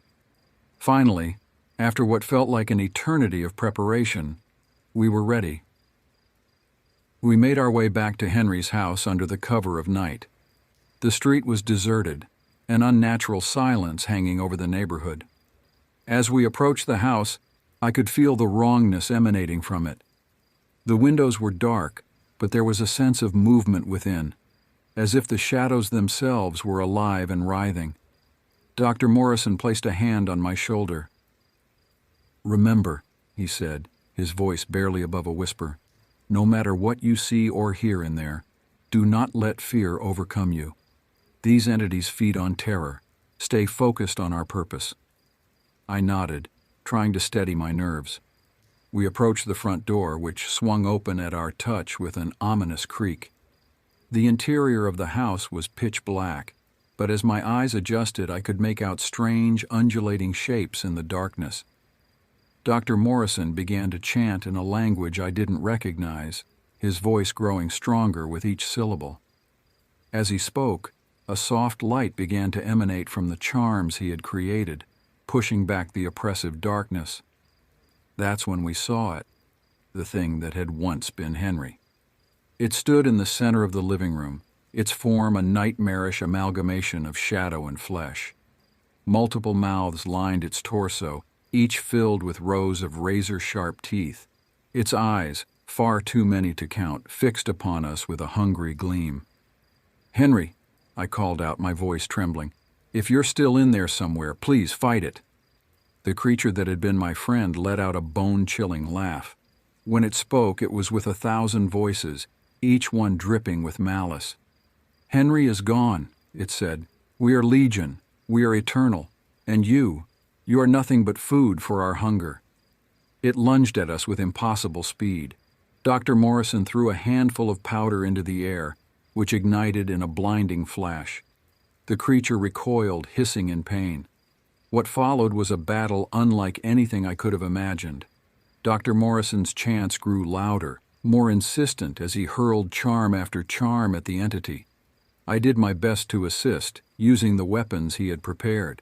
vials of blessed water, iron filings, and salt. The creature fought back with a fury that defied description. It lashed out with tendrils of pure darkness, its many mouths snapping and snarling. The very air seemed to warp around it, reality bending under the weight of its presence. I lost track of time as we fought. It could have been minutes or hours. My world narrowed to a singular focus: survive, and somehow find a way to end this nightmare. Just when it seemed we might be gaining the upper hand, the entity let out a deafening roar. The house shook to its foundations, and I was thrown off my feet. As I struggled to stand, I saw Dr. Morrison pinned against the wall, the creature's clawed hand wrapped around his throat. "No!" I shouted, scrambling for anything I could use as a weapon.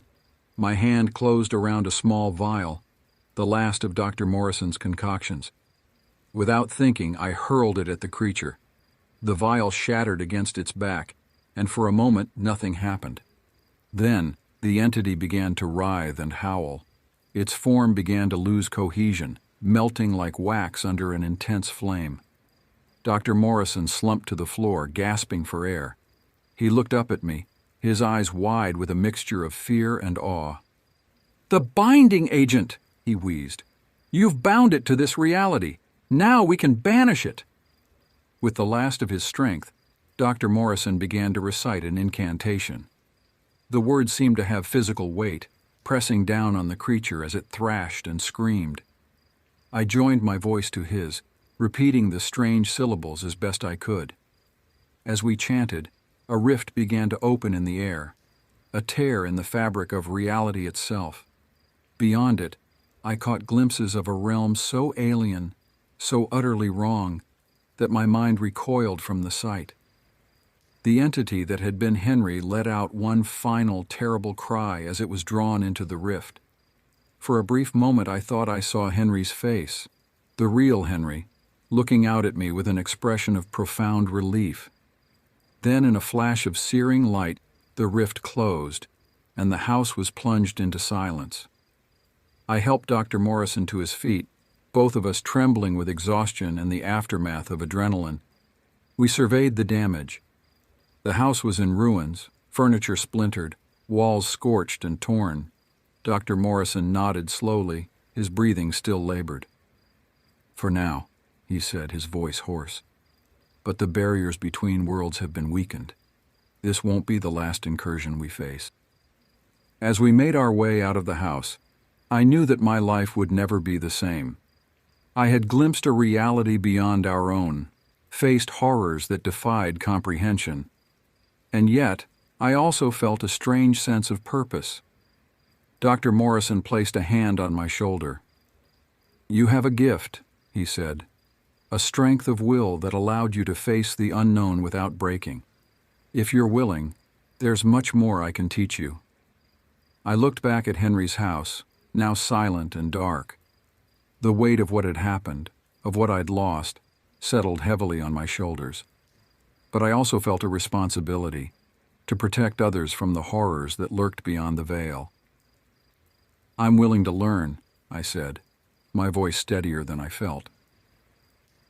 In the days that followed, I immersed myself in Dr. Morrison's teachings.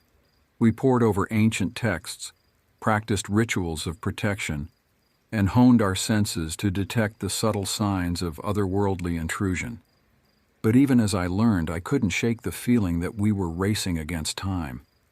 The incident with Henry had left a scar on reality, a weakness that other entities might exploit. And indeed, it wasn't long before we faced our next challenge. Reports began to surface of strange occurrences around town. People spoke of shadows moving against the light, of whispers in empty rooms, of a pervasive sense of dread that seemed to hang in the air. Dr. Morrison and I investigated each incident, doing our best to contain the spread of otherworldly influence. One night, as we patrolled the outskirts of town, we came across an abandoned factory. The air around it felt wrong, charged with an energy that made my skin crawl. As we approached, I saw movement in the broken windows, shapes that didn't conform to any earthly geometry. Another breach, Dr. Morrison muttered, his face grim. "We need to seal it before anything gets through." We entered the factory, our protective charms glowing softly in the darkness. The interior was a maze of rusted machinery and crumbling concrete, the perfect hunting ground for things that preferred to remain hidden. As we delved deeper into the building, the air grew thick and oppressive. Strange symbols appeared on the walls, glowing with an eerie, pulsating light. I recognized some from Dr. Morrison's teachings, ancient sigils of summoning and binding. "Someone's been practicing dark rituals here," I said, my voice barely above a whisper. Dr. Morrison nodded. "And they've succeeded in weakening the barriers. We need to find the focal point of the breach and close it." We followed the trail of symbols, our senses on high alert for any sign of danger. The deeper we went, the more distorted reality became. Shadows seemed to move of their own accord, and more than once I caught glimpses of impossible geometries in the corners of my vision. Finally, we reached what must have once been the factory's main floor. In the center of the vast space, a swirling vortex of darkness hung in the air, tendrils of void reaching out hungrily. "The breach," Dr. Morrison said, his voice tight with tension. "We need to act quickly." But before we could begin our ritual, a figure stepped out from behind a rusted piece of machinery. It was a woman, her eyes gleaming with an unnatural light. "You're too late," she said, her voice echoing strangely in the cavernous space. "The old ones are coming, and this world will be remade in their image." Dr. Morrison stepped forward, his hands raised in a gesture of peace. "You don't know what you're dealing with," he said.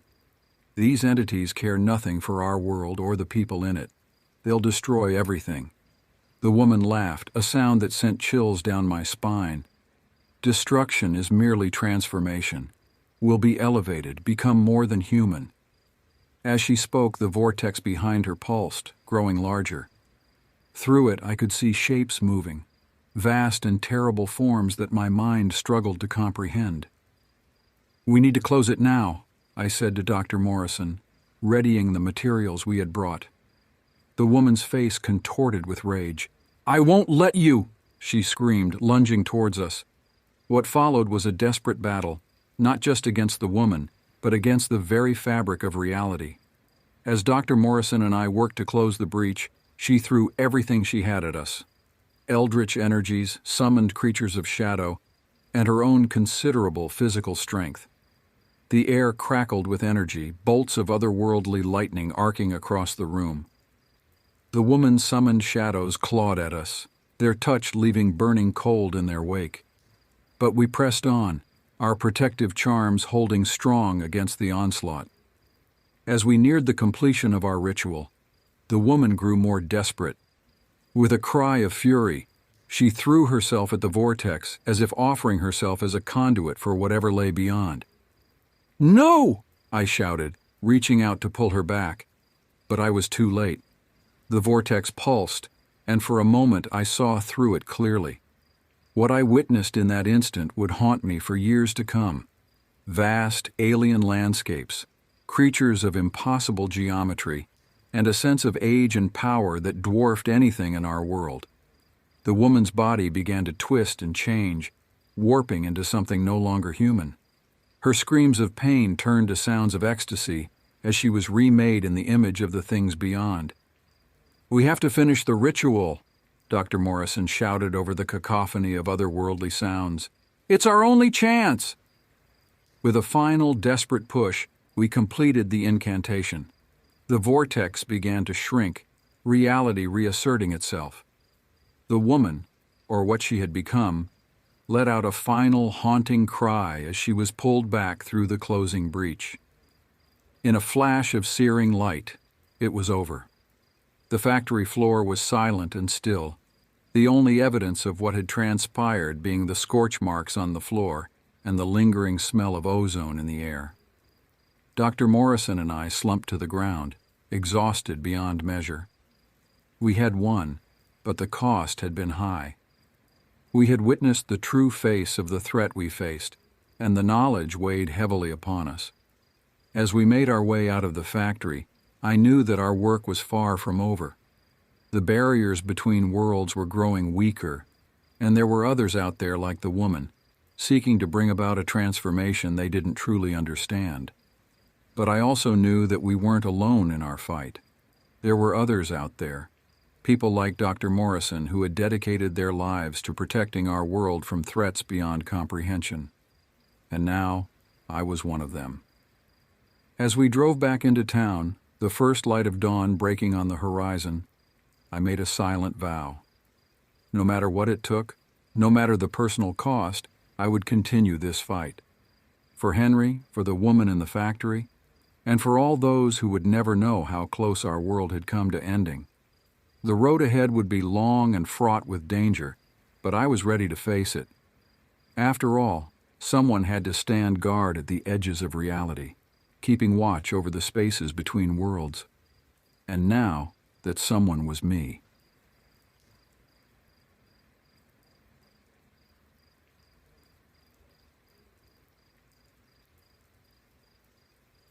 The clock on the precinct wall ticked relentlessly as Detective Akira Tanaka pored over the case files.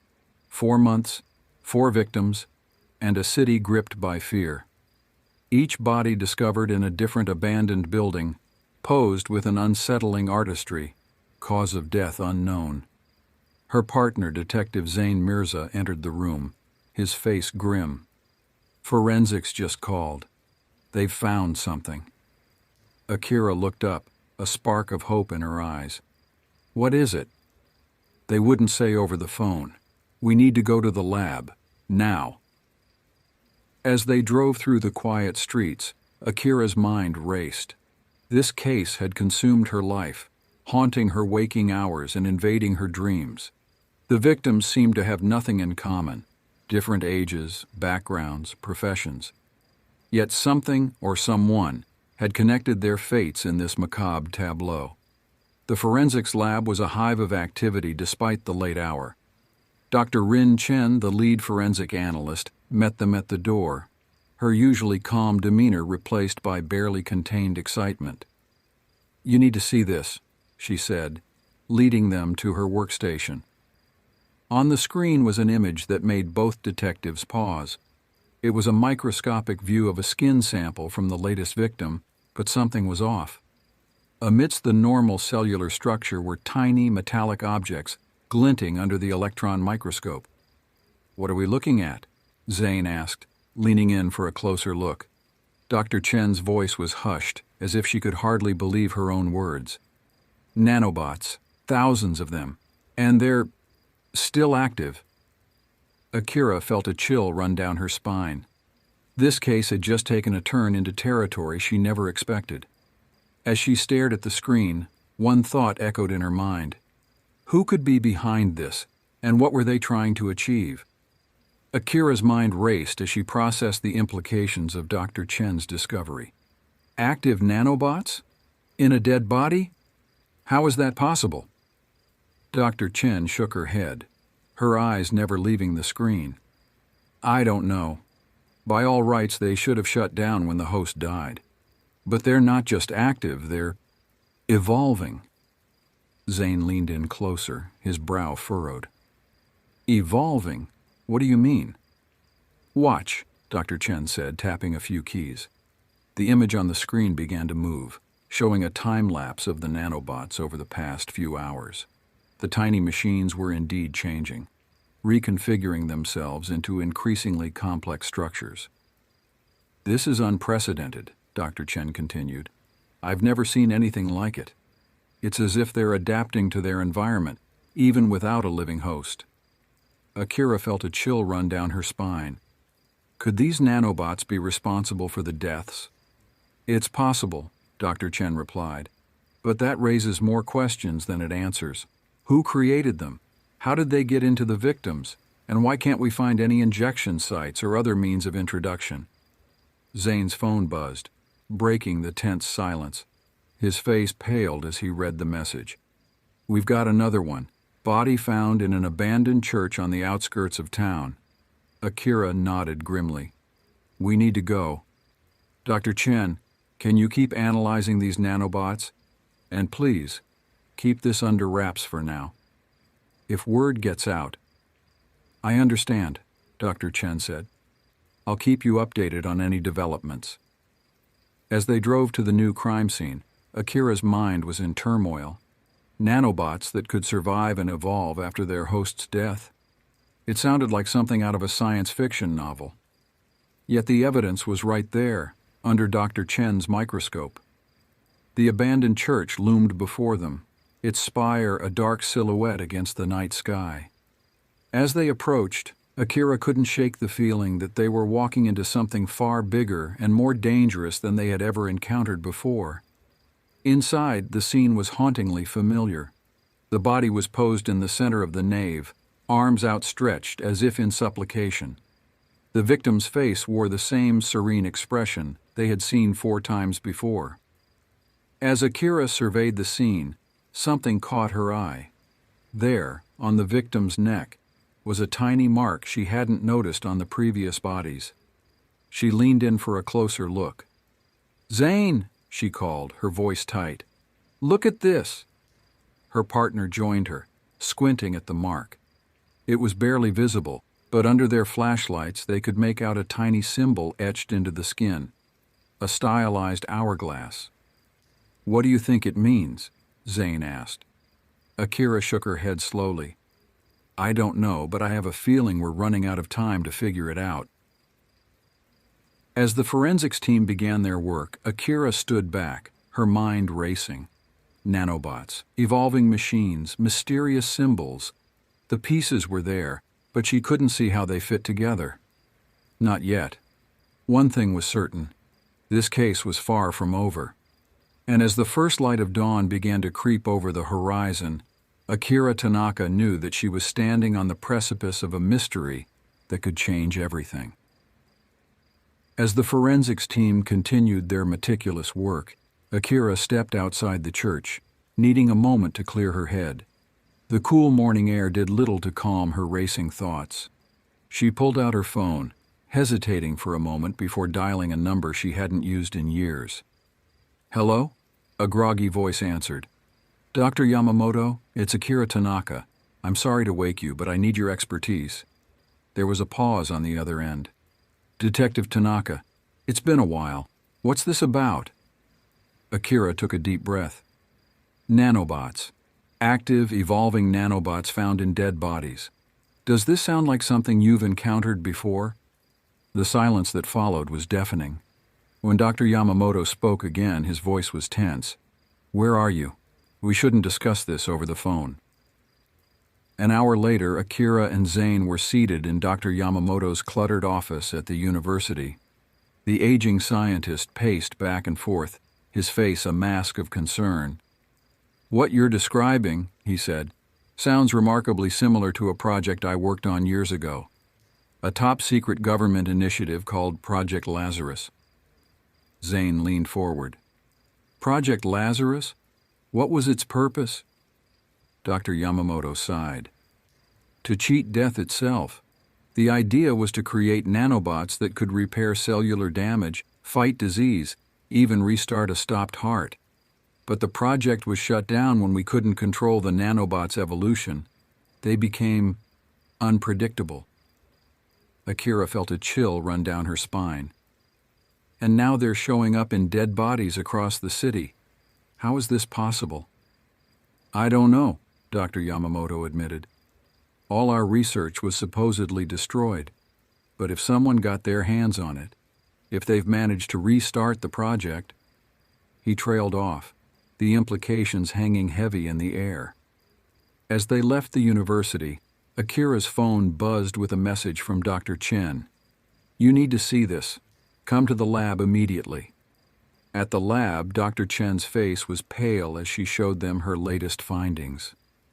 "The nanobots," she said, "they're not just evolving, they're communicating with each other across different hosts."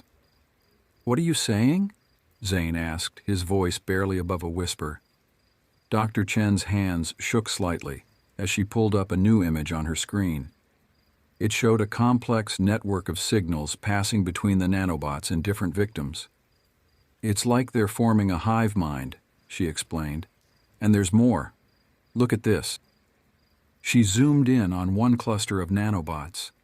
As they watched, the tiny machines began to form a shape.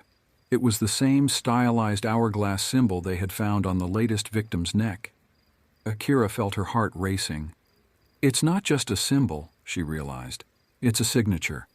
Whoever is behind this, they're using these nanobots to send a message. Just then, Akira's phone rang. It was the precinct. Another body had been found, this time in the heart of the city's financial district. As they raced to the scene, Akira's mind was in turmoil. A defunct government project evolving nanobots, a mysterious symbol.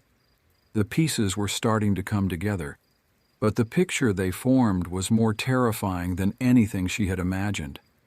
The new crime scene was different from the others. The body wasn't in an abandoned building, but in the lobby of a major tech corporation. The victim, dressed in an expensive suit, was the CEO. As they approached the body, Akira noticed something clutched in the victim's hand. It was a small device, unlike anything she had seen before. She carefully pried it from the stiff fingers. "What is it?" Zane asked, peering over her shoulder. Before Akira could respond, the device sprang to life. A holographic display appeared above it, showing the now familiar hourglass symbol. Then a voice spoke, synthesized, genderless, chilling in its calmness. "Congratulations, Detective Tanaka. You're getting closer. But time is running out. For you, for this city, for humanity itself. The evolution has begun, and it cannot be stopped. Will you join us in the new world? Or will you be left behind in the ashes of the old?" The message ended, and the device disintegrated in Akira's hand, turning to dust that slipped through her fingers. Akira and Zane exchanged shocked looks. This was no longer just a series of mysterious deaths. It was a countdown to something much bigger, much more terrifying. As they stood there, surrounded by the bustle of forensics teams and the flashing lights of police cars, Akira realized that they were standing on the brink of a change that could alter the course of human history. The question was, could they stop it? And more importantly, should they? The case had taken a turn into territory that blurred the lines between detective work and something much more profound. As the sun rose higher in the sky, casting long shadows across the city, Akira Tanaka knew that the real investigation was just beginning, and the stakes couldn't be higher. The hunt for answers would take them deep into the shadowy world of cutting-edge technology, government secrets, and the very nature of life and death itself. But time was running out, and with each passing moment, the line between humanity and something else entirely was growing thinner. As they left the crime scene, Akira made a decision. It was time to go off the books. Whatever was happening, whoever was behind it, they had connections that reached into the highest levels of power. To uncover the truth, she and Zane would have to operate in the shadows, trusting no one but each other. Little did they know their every move was being watched. The game was far from over, and the true puppet master had yet to reveal their hand. The city held its breath, unaware of the silent war being waged in its streets, a war that would determine the fate of humanity itself. And at the center of it all, a detective and her partner, racing against time to unravel a mystery that defied imagination. The shadows of silence were deepening, and within them lurked answers that could shake the foundations of reality itself. As days turned into weeks, Akira and Zane delved deeper into the shadowy world behind the nanobot murders. Their investigation led them to a hidden laboratory beneath the city, where they discovered the truth was far more complex than they had imagined. Dr. Kazuo Ishikawa, once a brilliant scientist on Project Lazarus, had gone rogue. Convinced that humanity was on the brink of self-destruction, he had continued his work in secret, pushing the boundaries of nanotechnology beyond anything previously conceived. In a tense confrontation, Dr. Ishikawa revealed his ultimate plan. "These deaths were just tests," he explained, his eyes gleaming with a fervent light. "The nanobots are ready. Soon they'll be released into the water supply, spreading to every person in the city. We will evolve beyond our fragile human forms, becoming something greater, immortal."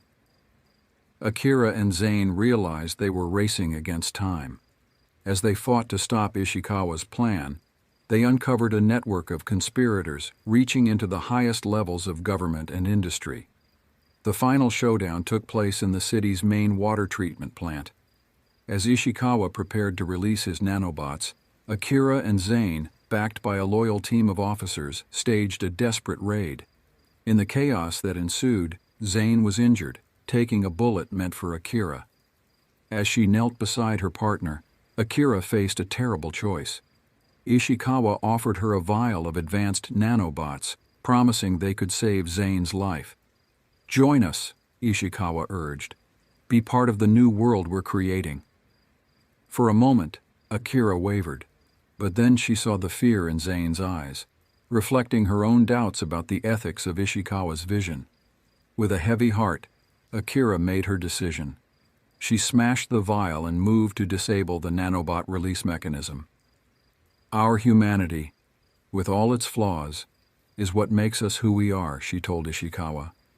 "We're not ready for your new world." In the end, Ishikawa was apprehended, his plan foiled. But the victory came at a cost. Zane survived but was left with a permanent injury, a constant reminder of how close they'd come to losing everything.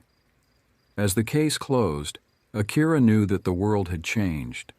The existence of this technology could not be kept secret forever.